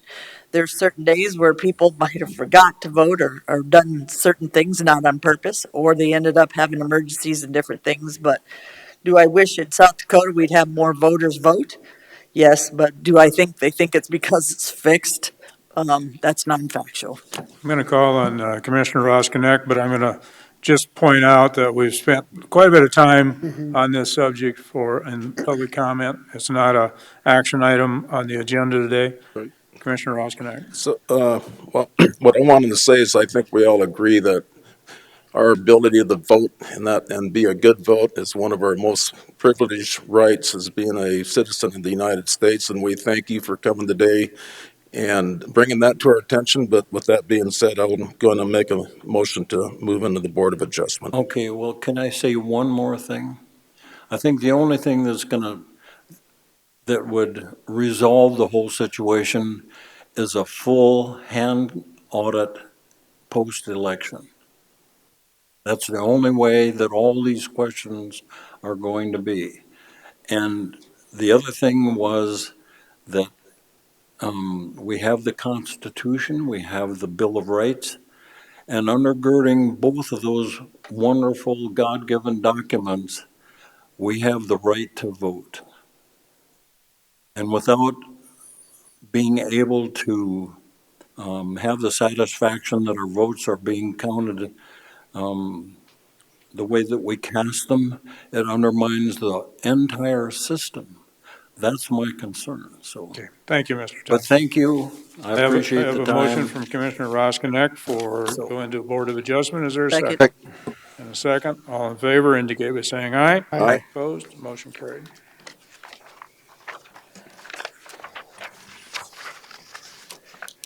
Need some time to set up, Jason? Yes, I do, please. How much time? 5 minutes, maybe? Okay, I'll make a motion to go into a 5 to 10 minute break. Second. got a motion and a second. All in favor indicate by saying aye. Opposed? Motion carried.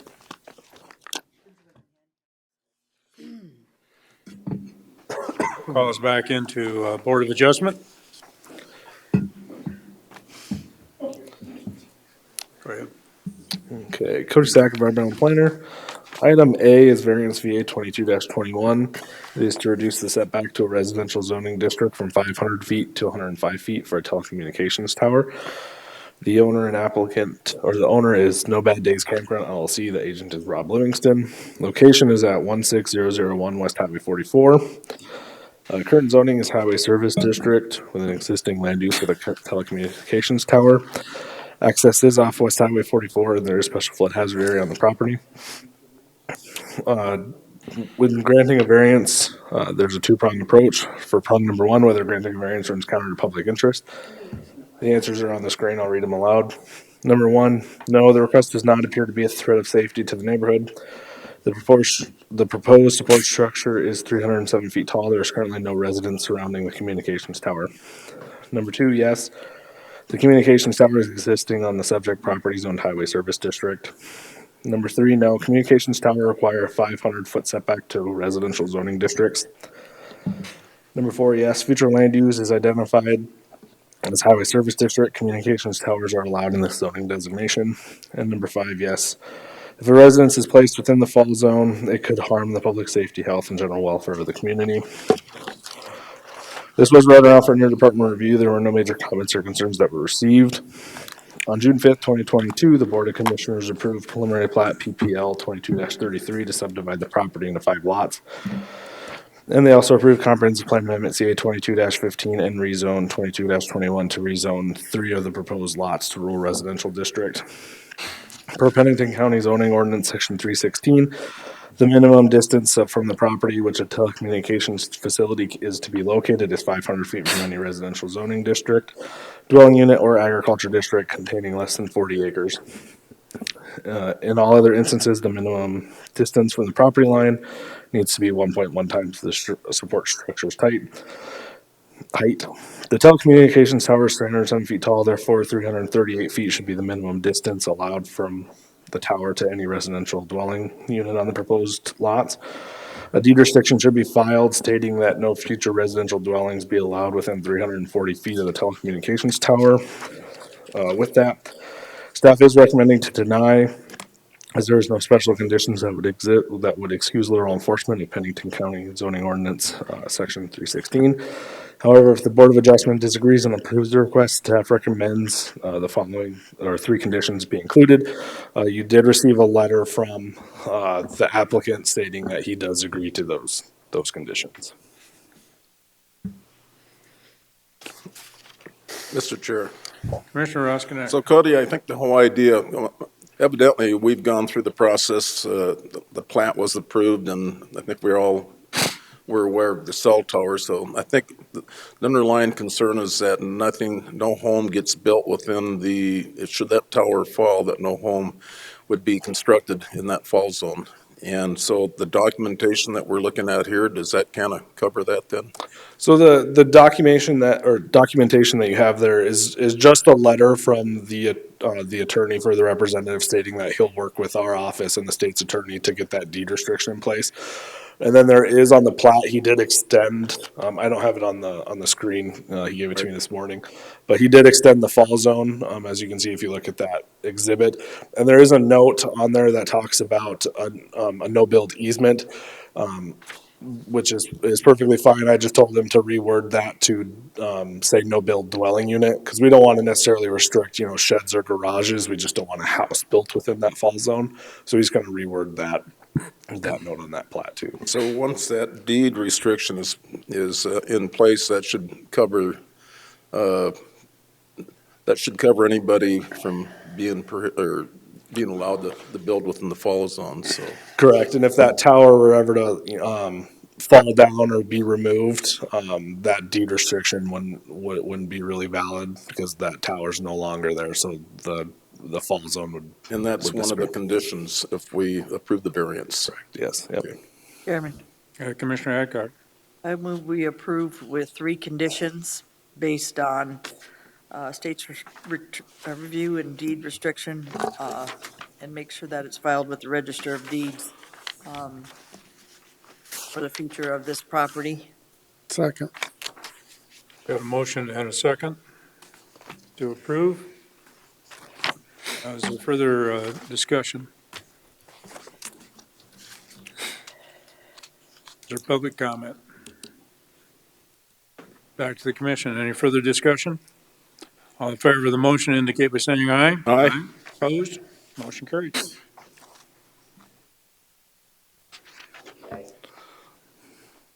We got one more motion. We got one more.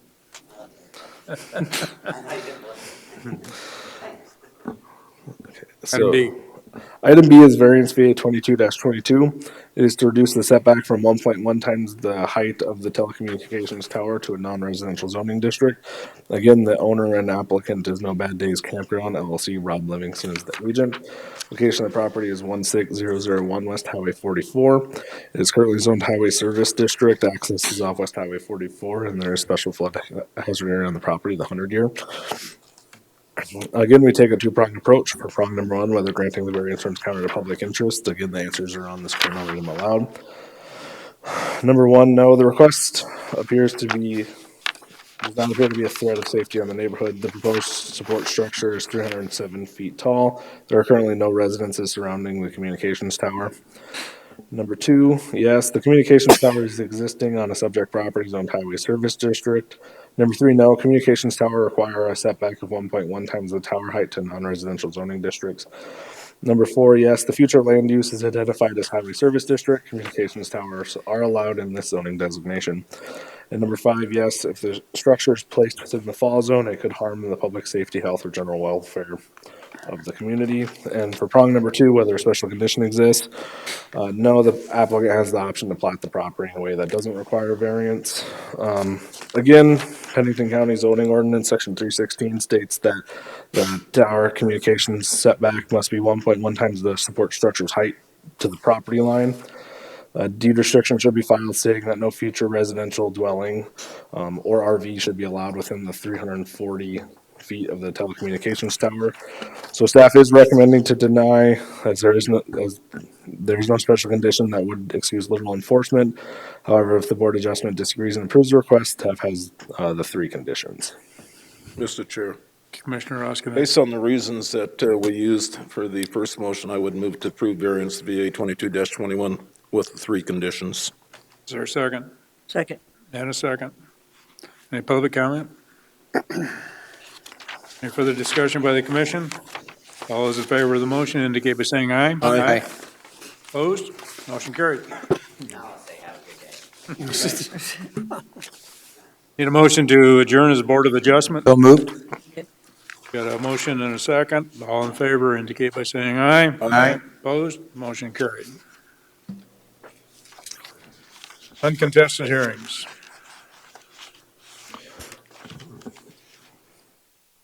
Item C is Comprehensive Plan Amendment CA 22-20. It is to amend the comprehensive plan to change the future land use from agriculture district to ranchland district. The applicant landowner is Brian Schroeder. Location of the property is 24075 Barney Road and involves 14.17 acres. This was continued by the Planning Commission. The applicant submitted a layout plan to subdivide the property into two. It's on a dead-end road system, so the applicant has some other requests that he has to go through first before we can rezone the property. So they continued it to the December 12th, 2022 Planning Commission meeting. So staff is going to recommend to continue Comprehensive Plan Amendment CA 22-20 to the December 20th, 2022 Board of Commissioners meeting. So, and that applies to both the comprehensive plan amendment and the rezone? And the rezone, yes, that is correct. Mr. Chair. Commissioner Roskinek. So at that planning commission meeting, a gentleman got up and he's the president of the road district out there. And I think he just got the notice. So his concern was, he said, the condition of the road and the terrain and just being dead end. So I did go out there and do a site inspection. The photos are here. And I basically confirmed, I don't know what that gentleman's name is, but I basically confirmed his concern. So I just wanted to give that to you today because it will probably be coming in front of us again. But just wanted to let you know that I did take a site inspection. There's photos for future reference. And I would like for the planning commission to get these photos as well. Cody Sack, environmental planner. So the gentleman's name's Shane Taylor. He is the president of the Naughty Pine Road District. I have been in contact with him about the process moving forward. The applicant has submitted a subdivision regulation variance to allow more than 40 lots on a dead-end road system.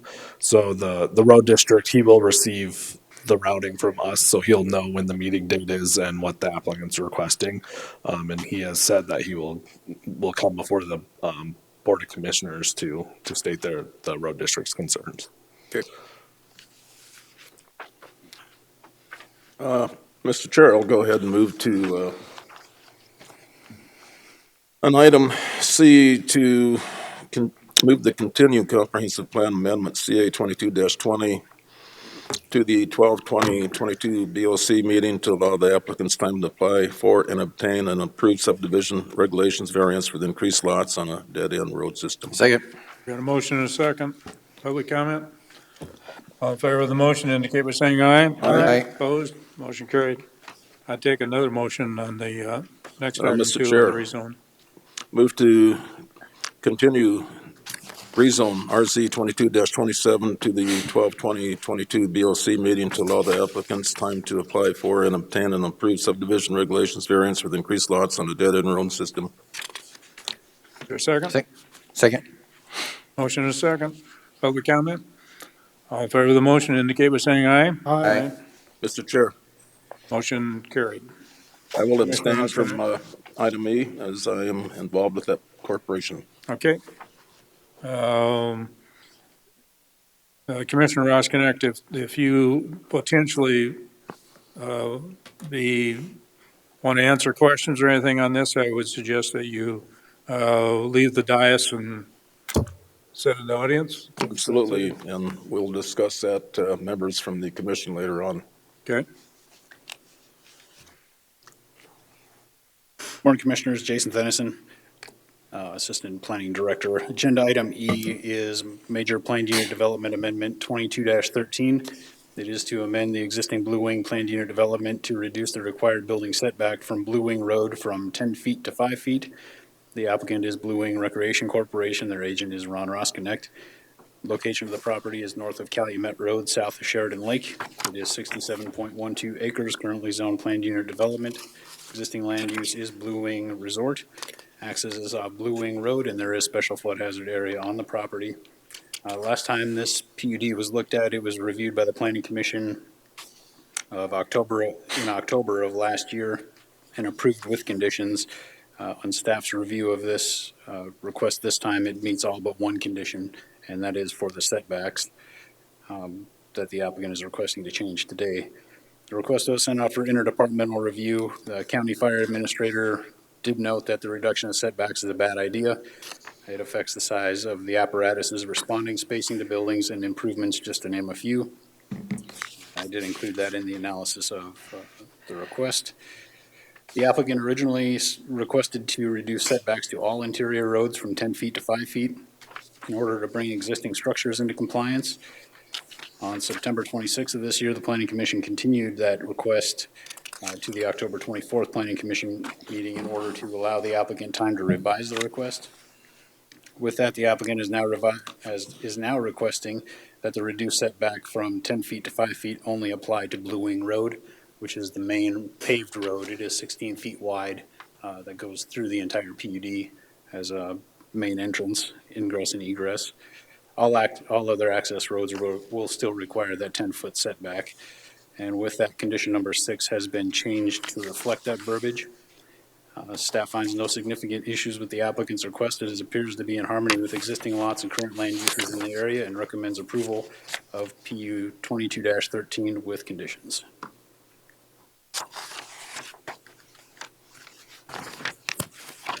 So, Chairman, Commissioner Adcock. so why is it 5 feet? There are multiple structures along that Blue Wing Road that don't meet the 10-foot, whether they're grandfathered in or whether they're recently placed structures. Okay. This will bring those into compliance.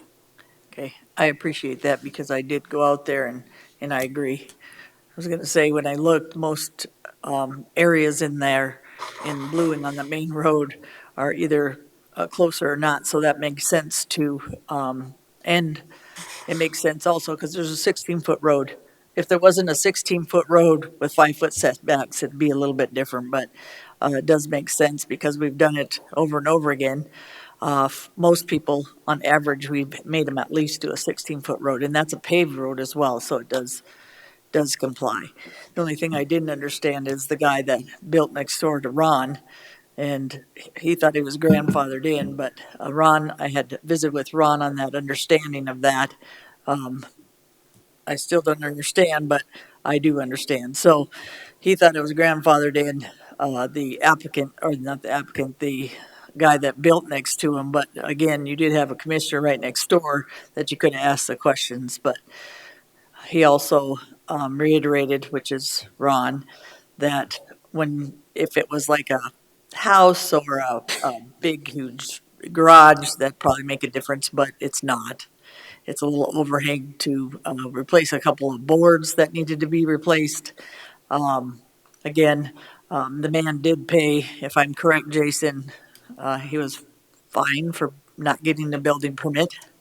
Right, the construction was completed prior to obtaining an approved building permit. And he had to pay not only a fine, but a penalty, so the man did pay the price for not going next door and talking to his commissioner before he built something or have him check that information. So I think he did pay his penalty, and justly did for not doing what it was supposed to. But again, I will be agreeing with this setback, because if you go out there, this property has been built and has had these properties here for a long time, way before all of our rules and regulations came. So just makes sense that Commissioner Roskinet brought this forward to make it in compliance. Further discussion? Mr. Is there a motion? Mr. Chair, Commissioner LaCroy. I'd make a motion to move to approve the Major Plan Unit Development Amendment PU 22-13 with 9 conditions. Second. I've got a motion and a second with Commissioner Roskinek abstaining. Any further discussion? All those in favor of the motion indicate by saying aye. Aye. Opposed? Motion carried with Commissioner Roskinek abstaining. Item F. Agenda item F is public hearing of ordinance amendment 22-09 to add section 517 special permitted uses to the Pennington County zoning ordinance. Basically what this does is adds another tool in the planning department's toolbox as far as permitted uses. Some of the more routine requests that come in front of the planning commission, such as accessory dwellings before primary structures, living in an RV for a temporary basis while you build a house. Things of that nature would come for administrative approval through the planning department versus coming in front of the planning commission on such a frequent basis. I'll move approval. Second. We got a motion and a second to approve. Mr. Chair, Commissioner Roskinek. at the planning commission, we also agreed that if this thing needed to be changed in the future, we can always make amendments going forward in case we see something that's not working, you know, when we put it in real life. So I think we did that on all these ordinance amendments that you're going to hear. Super. All in favor, is there any public comment? All in favor of the motion indicate by saying aye. Aye. Opposed? Motion carried. Item G. Agenda item G is public hearing of ordinance amendment 22-10 to amend section 204 general district provisions of the Pennington County zoning ordinance. And this year, you can see on the screen, we just updated the definition of temporary uses to fall more in line with the special permitted uses. Mr. Chair. Commissioner Laster. So Jason, maybe explain this, or maybe I'm just not understanding. Lined out, each zoning district requires a conditional use permit before engaging in a temporary use. I guess that's not needed based on the wording that's in here, or? That's correct. Yep. But it still applies across the board, right? Right, so this further defines what the temporary use is. Section 517 will get more in depth as to what's required for a special permitted use. Okay. And Travis, Megan Kruger for the state's attorney's office, I think I can explain it. So it's basically just getting rid of the requirement that you have to get a conditional use permit, because we want to give people the option to either do a conditional use permit or a special permitted use. Makes sense? There you go. Yeah, so Okay. it's just, if you think about it in terms of applying what's in red to what was once crossed out, that takes place of it. It makes it so that way we can do either or. I'll move approval. Second. Got a motion and a second. Public comment? All in favor of the motion indicate by saying aye. Aye. Opposed? Motion carried. Item H. And item H is a public hearing of ordinance amendment 22-11 to amend section 103 definitions of the Pennington County zoning ordinance, and this is where we actually straighten out the definitions to fall in line with the special permitted use in 517. So moved. Second. Got a motion and a second. Public comment? All those in favor of the motion indicate by saying aye. Aye. Opposed? Motion carried. Item I. Agenda item I is request for release of surety for final plat 21-91 for Sudbury Ranch Landholding. Their agent is Casey Skyberg. The improvements, road and utilities have been completed for lots 2R and lots 3 through lot 11 of Sudbury Ranch subdivision. County Highway, Sean Smith and myself went out and verified that the road improvements and utilities were done in compliance with ordinance 14. So moved. Second. I've got a motion and a second. Question on that. Is there a time period that we allow to expire before we take action like this, or? That I would have to research. I'm not sure if there is an expiration on a surety once it's cashed in the auditor's accounts. Okay, so how do we, at the present time, how do we release a surety? At the request of the? Right, so what happened in this case was that the applicant's engineer contacted myself and Sean from County Highway Okay. and said, hey, we've met all the punch marks to get this released. And Okay. at that point, Sean and I have been working with him since August, because some things just weren't quite where they needed to be. Okay. So Okay. it's been a process Mr. to get Chair. this in front of you today. Commissioner Roskinek? So relative to that, Jason and I inspected a property yesterday where there was supposed to be 130 foot, according to the plan, 130 cul-de-sac that had a diameter of 130 feet. And it was my understanding that surety was supposed to be put up, but it was pulled evidently, and it was not developed. And so I don't know how that one. So I think there's a key difference here, because that was a line of credit that was Okay. on file with the planning department versus an actual surety that How was do you posted. establish that amount? So that's done through the engineer. of the Okay. applicant. They submit whatever the construction cost would be, a bid more or less, and then we submit that to County Highway for a sanity check. And if they agree on those numbers, then that's what the amount is. So the one that we looked at yesterday, is any recourse, so that doesn't totally fall on the owner? I don't believe so. There is more research to do on that property Okay. for sure. I did talk to Joe today, and he didn't see a problem being that's a private road, but I told him that you guys would be contacting him. Yep, for sure. Thank you. So my concern is really that we don't end up releasing sureties before we've got everything punched, everything done. Correct. And it sounds like that's happening, so. It is. Okay. Yes, sir. Okay, we've got a motion and a second. Is there any further conversation, discussion? All in favor of the motion indicate by saying aye. Aye. Opposed? Motion carried. Chairman, Commissioner Hancock. I'd like to recognize Jason. He's actually one of our veterans, so Yeah, let's give him a present. Thank you for your service, Jason. Appreciate that. Thank you, Jason. For the planning service and your veteran service. Items from the chair and commission members. So do we have, without going into committee reports, do we have items that need to be shared with the rest of the commission other than committee reports? Chair, Commissioner LaCroy. thank you. I wanted to bring up, at the beginning of the meeting, I kind of showed you some pictures of Haynes Avenue. And this concern was brought up to me by a constituent, I think about last Thursday, but he probably called Deb too.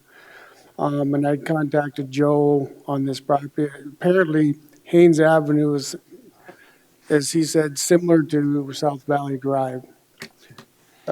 Ownership's in limbo. I know you guys had talked to the planning department with the city and so forth last week, but I wanted to just bring it up at this point in time to probably put it on the agenda for next commission meeting, because quite frankly, I went out and I took pictures and drove the road, and it's right in front of an apartment complex where every car that comes in and out of there is bottom, if they're driving a car, they bottom out and damage vehicles. And so I have a concern of how we can get this at least fixed in this area so we don't damage the vehicles. So Chairman, Commissioner if I could, Lloyd, thank you, Lloyd, and Lloyd's right. It's a major arterial. Yeah. Was annexed in, which we need to be paying more attention as a commission, as a county, when cities annexing in property. They didn't annex in this major arterial into the city. They only annexed in the property. So the line is on the west side of that road, and the rest of the east side of the road is the road. So it's not only failing there. If you look at every approach area, pretty much it's all damaged. So I'm going to guess in the next 2 years, Lloyd's not going to get a couple of phone calls. He's going to get a lot of phone calls, if I'm correct, Lloyd, because that's a major arterial. Yeah, it is. So it's something that we need to put on our radar, and how we get that done. I have to refer to our highway department, but again, if we're talking ADT, if we're talking major arterial, number one, it needs to get done. Number two, for us to, again, I don't know if Joe needs to look, or Joe with us and saying, okay, the city's annexing in again. For us to agree with this, they need to take their road with them, because there's ag across the street. There's no buildings, there's no nothing across the street along a lot of this. Sorry. So thank you. But for the most part, again, we're in infrastructure, and this is not like a minor or just a couple people. So I don't know what that solution is to get it done. I know Joe's going to say more money, which is always the solution, but Highway stuff.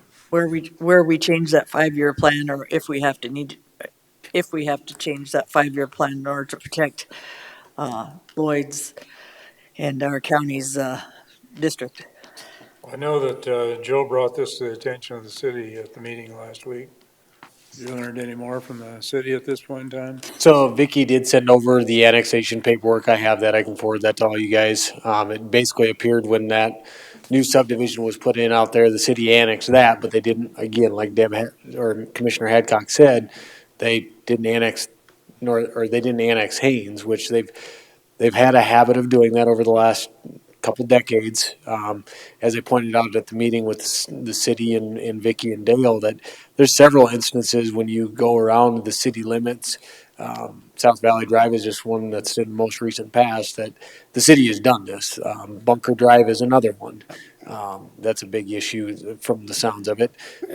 From what we just did a bunch of work to Cabot Hill, we put, we re-gravelled that, and it sounded like the city was out watering Bunker Drive while we were doing work on Cabot Hill.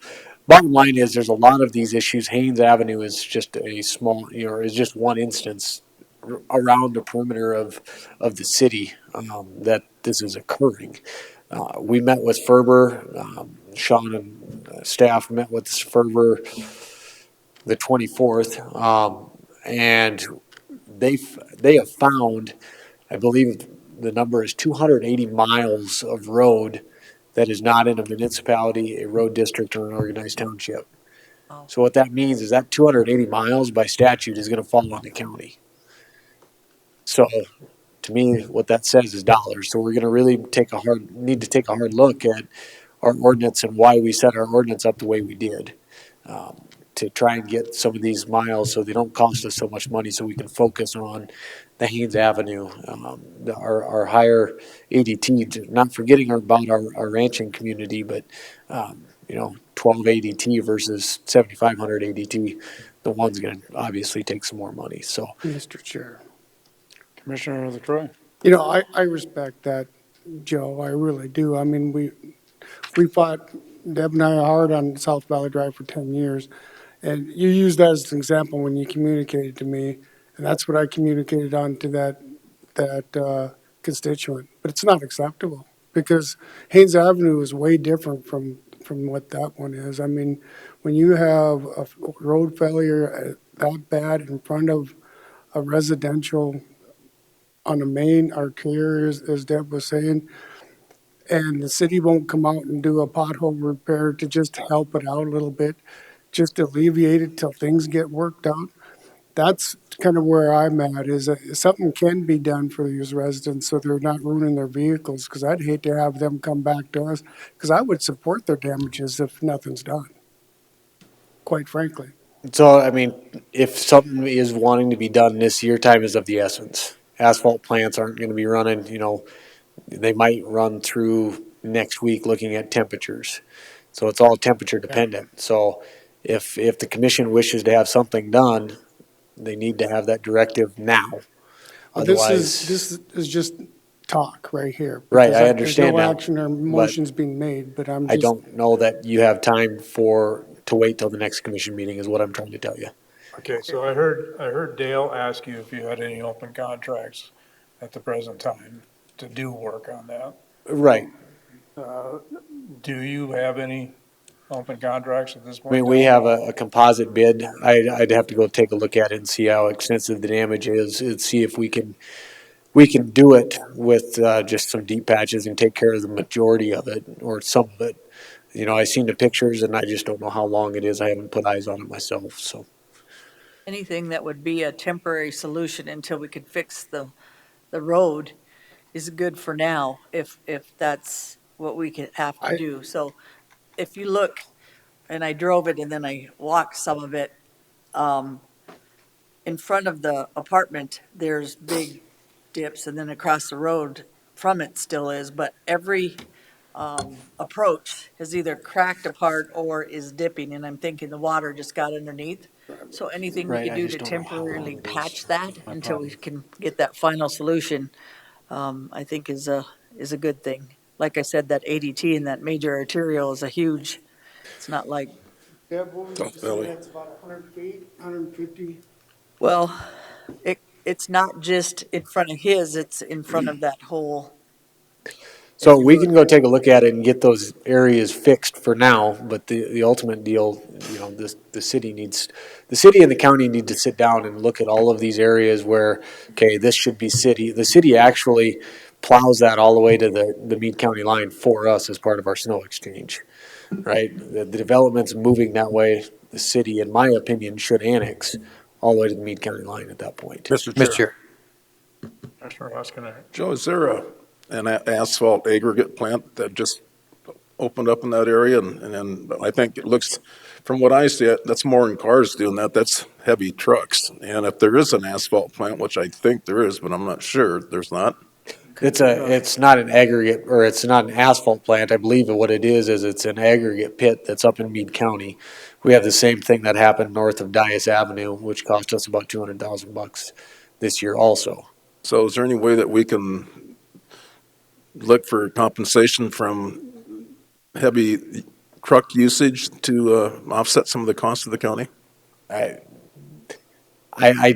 highly doubt it, but that's a legal question. That's not a question I'm willing to answer at this point. Kicking tires. So we can temporarily fix that. Is that where we're going, Lloyd? I think he's got the authority to do it. That's what I'm saying. Right. What I'll do is That's maybe good. I'll ask, I'll give Dale Tech a call and see if they'll provide the asphalt if we cut it out. That would be great. So that way we can work on, there's another, Universal Drive is another area where there's another failure just like that due to the truck traffic that we need to work together on. That one's right on the line also, so. Just look at both sides if you would, Joe, not just that area, just both sides of that road, because they're both dipping with that water coming into it. Thank you, Joe. Mr. Chair. Commissioner Lassner. So Joe, I drive that road at least once a week, sometimes twice or three times a week, because I go up and down that road. My church is right there, and I've got stuff stored there for the center, and I've seen that.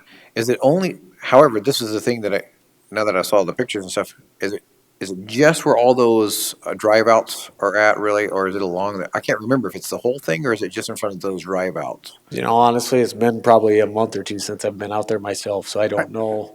I have not put eyes on it myself, Travis. I drove back up and down, and I think Deb did too.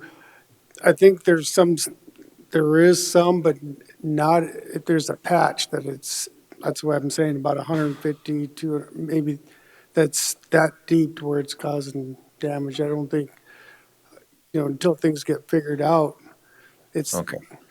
If you can fix that patch, that would get by until we come up with agreement. And Hopefully they're not going further up into Meade County because they'll really tear their cars up if they go that far. I didn't see it in Meade. What I saw is about 3 different approaches. That one, theirs is dipping. The other ones are failing, so they could actually just get an overlay a little bit, so it's all crumbling apart on the one. You come to the first one, it's not so good. Then the second one's basically falling apart, and the third one's just what Joe and Commissioner LaCroix is saying, it's dipped. And then the other side of the road, you're going to see some dipping too. So either way, you can kind of see that if you leave the other side,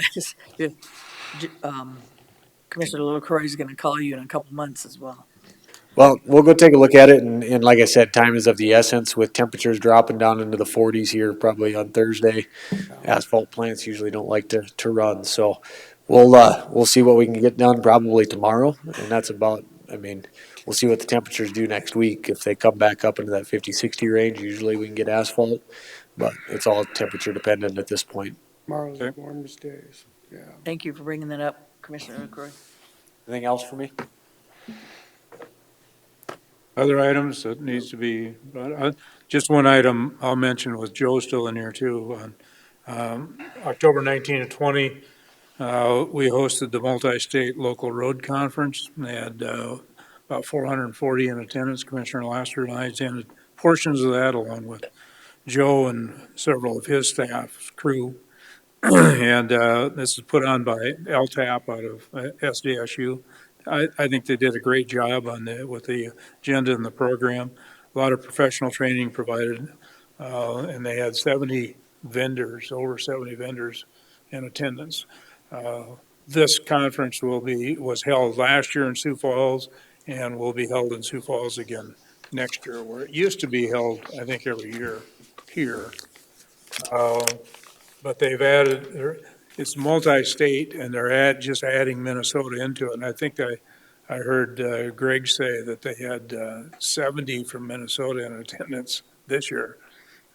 Yeah, so if I may, what they're looking at doing and moving this to Sioux Falls is they're gonna put it in the Denny Sanford Center, and I don't think anybody's been to a NACE conference. I just got to go to my first one last year, but they have, you know, in that NACE conference, they have an opportunity to display an excavator, the motor grader, a loader. I mean, the vendors get a chance to bring in the newest, latest, and greatest, very large equipment instead of just having a booth.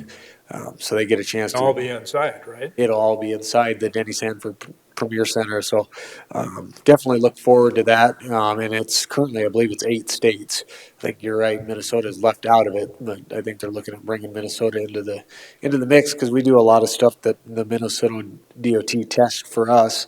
The state follows suit. So Minnesota's kind of the leading edge on some of that stuff. Good conference. Mr. Chair. Mr. Chair, Commissioner Roskinek? I'll just go over a few things. Okay. So Oh, we, Mr. Chair, Committee? sorry, go ahead. Pardon the interruption. I just wanted to tack on to the road conference because you didn't hear me when I said Mr. Chair. Joe, after we walked through that conference and visited, I learned a lot of stuff there too. Are we still going to look at some of those items that we talked to some of the vendors about to maybe help fix some of the stuff, or was any of that solid options for some of our gravel roads out in eastern Pennington County?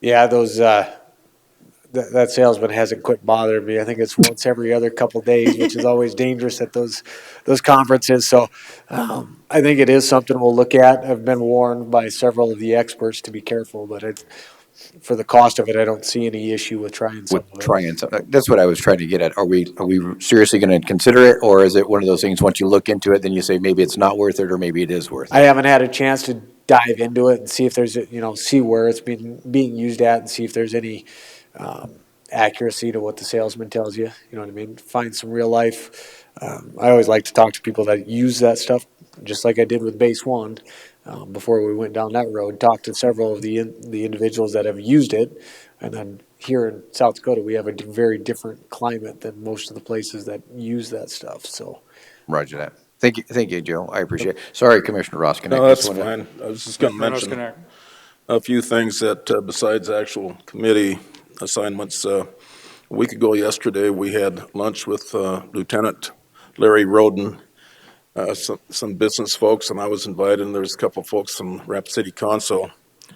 And he kind of did an overview of what Governor Noem has done since in the last 4 years, but he opened it up for questions, and one of the questions were, where did the $200 million that were allocated for workforce housing infrastructure, where's that at? Because evidently that got sideways with the Senate and the House, and now it's still out there in limbo. And I think what happened was the Governor's Office of Economic Development wanted to control those funds, and then the South Dakota Housing Authority wanted to, and anyhow, I don't know that Larry had a solid answer, but it's my understanding that the $200 million is still out there, and hopefully that it can get used for what it was intended for. Tom Johnson was at that meeting. He said, we need the money now. Elevate Rapid City needs that money in Pennington County today, not let it go to the Senate and the House the next session. So we'll see how that goes, but that was a good subject. Also brought up was sales tax on groceries, how that's going to go. Larry said, the South Dakota sales tax was 4%, now it's 4.5%. So what does that 1/2 cent do? It generates $180 million for the county. For the state. What's that? For the state. Or, for the state, excuse me. Yeah, I want to get that clarified. So then another subject were jails and prisons and the possible regionalization between the counties. For an example, Pennington County and Meade, just for example. And I think the governor had a study, and I looked at, Holly sent that out, and I kind of looked at that study, and, that could become reality, maybe not with our county, but it's on the table right now. And I told Larry, I said, we're not going to be able to sit there and sustain the county, in my opinion, going forward with sales tax, with property tax. To me, we're going to have to look at some other funding mechanism, and right now, it could be, some form of sales tax. And then last week, I was asked to attend, it's called Impact. Impact is a leadership, Hill City, leadership Custer, similar to Leadership Rapid City, and our Heart of the Hills Economic Development put that on, and we hired Dr. Mayrose to kind of put that thing together. But it's 8 sessions, they're 4 hours apiece, and they're held at Crazy Horse. So the one that I attended last week, the first speaker was the mayor, Bob Brown. He's the mayor of Custer, South Dakota. And I asked him, I said, how does the city of Custer get along with the Custer County Commission? He said, we don't. That's my understanding. That's weird. They just don't get along. The next speaker was Doris Ann Mertz, and she's the Custer School Administration librarian.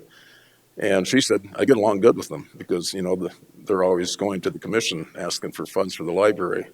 And she was a real good speaker. And then Jeff Pryor, I guess he's just a pillar of the community for Custer and also part of the school board. And retired Army vet, like 25 years or something like that. He did an excellent job. And then he was followed by Blake Gardner, who's our Hill City school superintendent. That Blake put on a 45-minute presentation that, he had the video assistance and all that. And then I was the last that just talked about why I ran for commission, what we do at the county, what's our role, and then what is the county, the infrastructure, the number of employees. And so I didn't have any problem using half an hour, and then we closed at 8 o'clock. And then last week, Lloyd and I attended a meeting with Hanny on the Ellsworth Authority relative to the water line that they're wanting to go through Pennington County because evidently that didn't work out with Meade County. And we left that. I said, we need to me, before the county makes the decision, that we have to get all the stakeholders in the room, and that being Larry Larson with the city of Box Elder, Dale Tech with the city of Rapid City, the county, and Ellsworth Authority to see how that. I know there's the one thing I do know, there's $17.4 million out there allocated, and I would hope that they're going to try to spend that very effectively. So that I know they were going to have a meeting on Wednesday, and I'm still looking forward to us getting involved, but I just want to make sure we don't step on anybody's toes relative to the city. And we're trying to build that relationship, and I think by getting all the stakeholders involved, it's a step in the right direction. And yesterday, Gary and I met with the mayor of Rapid City, and relative to the building that we acquired at 900 Concourse and the public safety building get moved in here, we got to make sure that there's that transparency between the commission, the sheriff's department, and the Rapid City Police Department, how that's all going to go so that we're all involved in the process. And that's it. Chairman. Commissioner Hancock. I went and did a tour of YFS, the YFS building. I have not been in there for a while. Holy cow. That's amazing. What do you think of that lawn area? I think the play area for them and stuff is just almost, it's amazing. They have littler gyms so the kids don't get scared that are really little. They have a bigger gym. The facilities for their feeding the children and the teachers were just amazing. How they had it decorated was cool. The Head Start program is doing really well. YFS is just a pillar of our community for our children, for all the things that it actually helps for early learning, which has been a huge thing. I know Lloyd has been on that board for a long time. And then also I went to the Ellsworth Authority meeting, and they want to put that 16, they want to make it instead of 12, a 16-inch line down County Road. That was, for me, a no-brainer because you also could tap in on a 16-inch line. for other areas, for the county, for the city. So it actually is a win-win for the city is if they end up annexing that in. That 16-inch line will also feed their infrastructure as well. Plus, looking forward, the big idea, remember, is the big thing from the Missouri River area.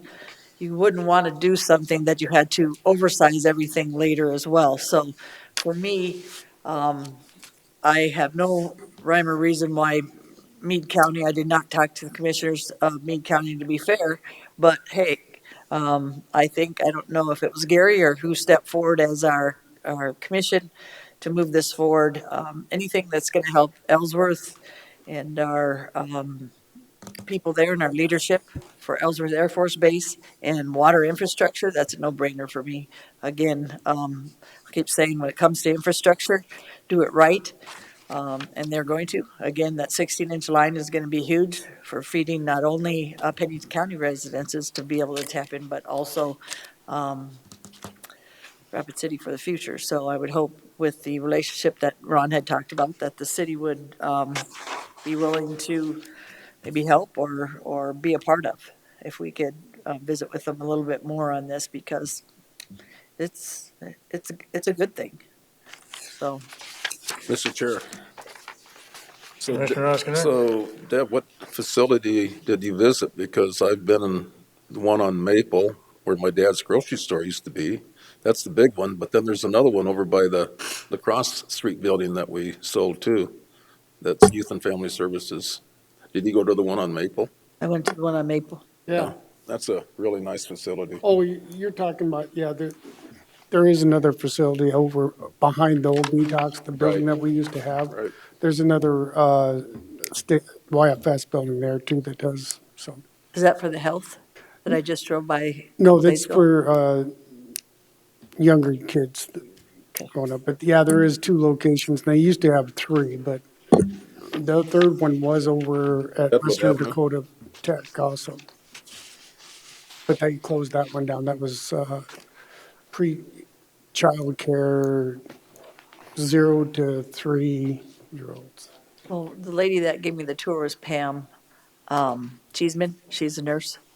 So I thought that was pretty cool. You want to come see the building? I said, sure. I keep saying I'm going to go over there. You just gave me another reason why I should have went over there a long time ago. I just get busy and forget of all these different areas. And in fact, sometimes when I'm looking in Rapid City, I forget that all the roads and all the infrastructure that has been built in the last 10 years that you go, wow, because I haven't been in that part for a while. So it's pretty cool. I'm going to piggyback on your deal since you brought it up.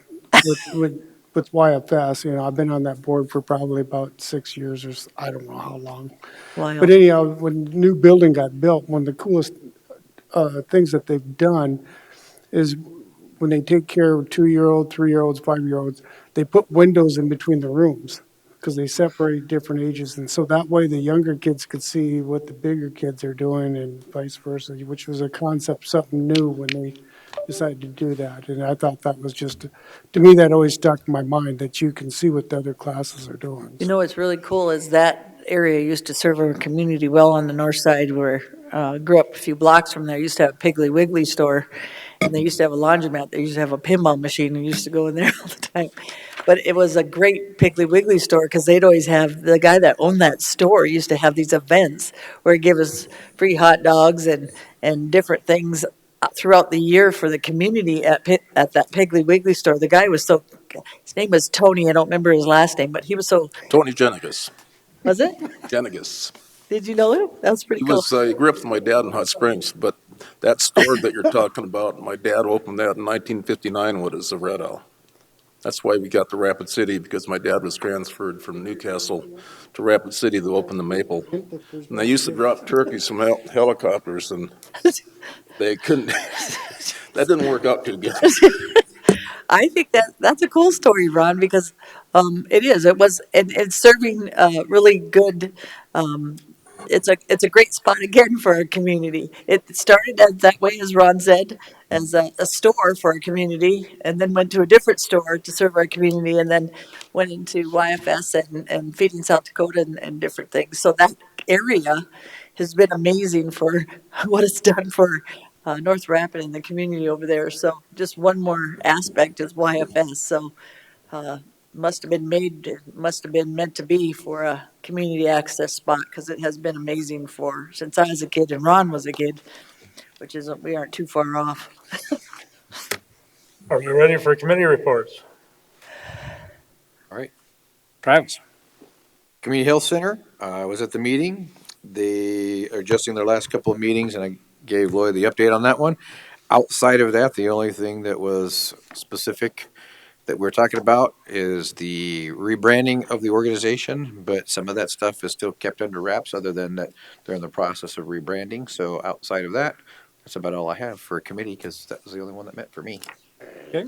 Commissioner LaCroix? Well, I missed the Black Hills Council meeting because I was in Custer picking up a car.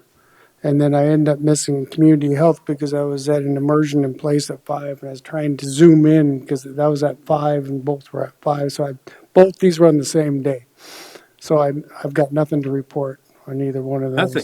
Nothing. But I do have a request because when we have to do validate the elections on the 8th, The 10th. 10th, the 10th. Sorry, we vote on the 8th. And I'm going to have to zoom in because I will be in Los Angeles. We're presenting the human relations and MOA work that we're doing. There's a group of 5 of us that are participants in the conference for the National Humanitarian Association. But I will have free time in the morning. Gary's going to be gone, and so I will be zooming in to chair the meeting. So, well, just for a heads up, we're going to be zooming that meeting. We'll probably have Jay talk prior to it over the roles and so forth. But it may be difficult, so I'm going to be looking for your guys' help for the Zoom part. Because Gary's going to be out of town too, so that's why I'm zooming in. And I'm not available for Zoom, so. So just a heads up, so everybody knows. What date? You're going to Zoom a meeting? 10th, That's what we have to do it. November 10th, next Thursday. Week from Thursday. It's just to validate the election process. Okay, So got it. Okay. I've got a few things here. So on October 20th, we had the Executive Policy Committee, Transportation. Commissioner Roskinick was also in attendance. We had a number of topics that were discussed both on and off the agenda. A couple off the agenda items that are interesting include updates on the neck yoke and then the 16 Catron intersections. So Mike Carlson said the Nick Yoke Reptile Gardens area is scheduled to be done in the years 2025 and 2026. It's a major conflict intersection, so they'll need to relocate bridges and eventually be right turns only going both directions. And then you'll have to, so if you want to go the opposite direction, there'll be merge lanes, and so then you'll have to make left-hand turns in order to accommodate that. The 16 Catron will end up being the overpass on 16, which has been the talk all along, but they've pretty well firmed that up now that will be an overpass. And it's going to be an over-under. It's going to be a single point 16 will interchange. be over, Catron will be under. Okay? We also visited with Mike about this and DOT about our new location eventually, and how to accommodate additional traffic when the new administration comes online. So he said that they'll get on it. Holly, I know, is already working on some numbers as far as how many people we have in and out of this building on a daily basis and so forth. And so give them some kind of an idea what kind of traffic, additional traffic may be presented in that particular area. So appreciate that, Holly, on that. Then on October 26th, we had the city-county meeting, Mayors Allender and Larson, Planning, Public Works, and Transportation attending, Commissioner Roskinick. Going to continue to work on further cooperation between the entities, between all 3 of the entities. The city is moving forward with an annexation study, and we, the county, is initiating a drainage study with the first meeting set for the end of November. Contractors' licenses with city and county appears to be worked out. That was a little bit of a snafu here that we had recently, but I think the two planning departments now are, sounds like are on the same track, and so I think we're in good shape there. And then Joe Miller initiated the conversation about Haynes Avenue at that meeting, which I think was good timing as far as being able to just bring it forward. He didn't have the number of miles and so forth that he presented at that point in time like he did today. That's a lot of miles in basically annexed city area that needs to be worked out. And then on October 27th, last Thursday, we had the Black Hills Council of Local Governments. That Local and Tribal Consistency Fund, which is based on the same formula as the PILT monies that we received, has now been made available to participating counties. Pennington County is receiving a little over $1 million each year, this year and next year, for those next 2 years. There's not a lot of restrictions on those dollars. And so, and as you read it, that's the way Cindy presented part of that 4% offset for the wages come from those funds. The first, we already received the money for this year just recently. Well, the whole thing was just announced. Yeah, it was. And our membership in NACO is what has really provided these funds. Of the 29 projects, now this goes back to the Black Hills Council, of the 29 projects funded this past quarter by DANR, 14 of those projects were applied for by Black Hills Council to the tune of 4.2 million. Nice. The quarter before, Black Hills Council was successful to the tune of 5.2 million Nice. in projects for our area. So Black Hills Council, local governments, has really stepped up. Jennifer is doing a wonderful job, and her staff. I want to give her staff credit too for being able to handle these. So last Thursday at our meeting, Jennifer presented the projects that are currently being worked right now within their region. There's 130 projects that are being worked right now, which is a tremendous amount. A lot of water, sewer, road projects within cities, sidewalk projects, airport improvements. So there's a lot of them. The executive committee of that board, most of us are stepping away from those positions. And so myself, along with Richie Nordstrom and Steve McFarland, I'm not sure what Steve's title is. He may be Public Works Director for a city of Spearfish, or maybe even City Administrator, I'm not sure. But we'll be searching out nominees to step into those executive board roles for the Black Hills Council for this next year. That's all I have. Okay. Well, Deb and I attended the Pennington County Housing Redevelopment last week, and we have a 28-unit facility in Wall that the city of Wall, combined with I believe it's their Economic Development Corporation, would like to see that unit converted to elderly. Brian, our administrators, provided me a recent study of the housing study for the city of Wall, and that just would not support that facility being dedicated for elderly. It would be underutilized. That facility is kind of one of our problem trials simply because of its distance from Rapid City, cost of maintenance, and never really running at full occupancy. So we would like to divest ourselves of that particular property at some time in the future. And if we're still working with that group, but it would not be under the idea that it was just going to be dedicated for elderly. Fiscal year and March 31st, 2022, we got the audit report from Casey Peterson, and everything looked pretty good there. And then at that same meeting, we looked at the 4 bids for the 70 units that we wanted to build out there by Vicky Powers. The difference between the last meeting and go back 1 year was that we could borrow money about half the interest. And so when you sit there and look at the low bid of 12,189,000 provided by Mario Rangel, and you took the amount of money that we had, even with the 2 million that the county, and you did the pro forma, we came out at a negative $156,000 for that first year. I did call Brian up and I asked him, we went over each expense and we went over how we arrived at the gross income. We took into account reserves for replacements, and the interest that we would have been paying would have been 6.5%. And so what we want to do is put those funds into an interest-bearing account and hopefully see what's going to happen in the future relative to interest rates, so that becomes a viable project. The MPO, I think Gary covered everything. The only thing, a friend of mine that owns a Hill City grocery store,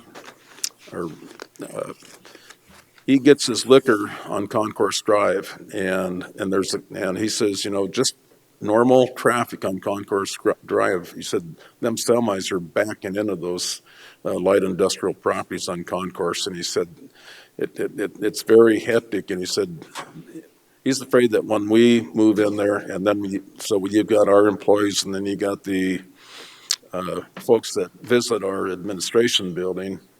He's afraid that that's really going to create havoc. So I've been working with Roger Hall. He's with the engineer for Rapid City Transportation, just to put it on his radar, so that and with the information that Holly gets, I'd rather be proactive than reactive in a year and a half from now when we move into that facility. The Planning Commission, we pretty much went over everything today. When I was at the dais and the Blue Wing thing came up, I asked Charlie the meeting before, I said, Charlie, I need to speak on Blue Wing because I basically know more about that than anybody. And Charlie said, so the last meeting, he said, Ron, he said, you can sit here and talk about Blue Wing, but he said, if somebody makes a motion and that gets seconded, if you want to go any further, you have to go back there. Well, we found out that that's probably not the procedure, and it won't happen again, but Charlie made some notes, and that's what we agreed to follow, and I gave him to Holly, and Holly said, no, that's really not the way it's got to be. So even like today, if I wanted to further comment, no matter if it's just information, I have to be there, not here. So, but the thing of it is that for future planning commissions, future commissions, they just really have to make sure that that's the proper procedure. City, county, Gary covered everything. We talked about the move. We talked about the 410. And January 23rd, we go to 4 10-hour days, and I believe that's a 6-month trial period. And then we talk about maybe a full-time employee that would be a cost between the city and the county relative to Black Hills area of Council of Local Government. Pursuing it between two cities. Just looking at it, right, relative to the 3-mile limits of the county. That's all I got. Well, we did just touch base on if recreational marijuana gets approved, what are we going to do? That be something to be thinking about. Thank you. Pennington County Housing Redevelopment, Ron had hit on all of the points. We did have new employees that come up, and they're going to start coming up every month to be introduced, so that was pretty awesome. We brought them some treats, and they have some really good employees there. Their turnover hasn't been very much, so they have like 34 employees, so that's pretty awesome. That's to do, I'm pretty sure, of their CEO, Brian Achbach. He's a good leader and a pretty sensitive guy about issues of employees and people, so I think that has a lot to do with it.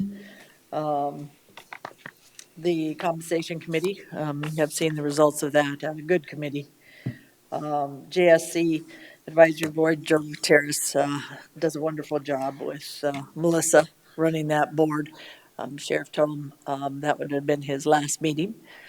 So we're going to miss our sheriff. He's always been due diligent to show up for that, and usually is our chairman for it. So That compact is through a bunch of different counties, and some had dropped off, but they came back. I'll just tell you, because of the efficiency and effectiveness of the JSC and our leader there, Joe Gutierrez. So I'm pretty proud to be on that committee as well. I'm very efficient and effective. And I think that's about it. Mr. Chair, Commissioner Roskinek? I guess I want to let the other commissioners know that on the 17th of November, I'm having ankle surgery, and it's one of those where you can't put any weight on your foot for 6 weeks. So be trying to figure out how to use one of them little scooters, I assume. But if I don't, so my surgery will be 2 days after our commission meeting, so that I can try to be here in person. But if not that meeting, I'll be there on Zoom. But I'm going to do everything I can to get here. So. Should we call you Scooter Roskinek or? Well, you could make some decorations for it. Anything else? Don't move to go to an executive session. Got a motion to go to executive session in a second. All in favor indicate by saying aye. Aye. Opposed? Motion carried. Move to come out of executive session. Second. Got a motion and a second. All in favor indicate by saying aye. Aye. Opposed? Motion carried.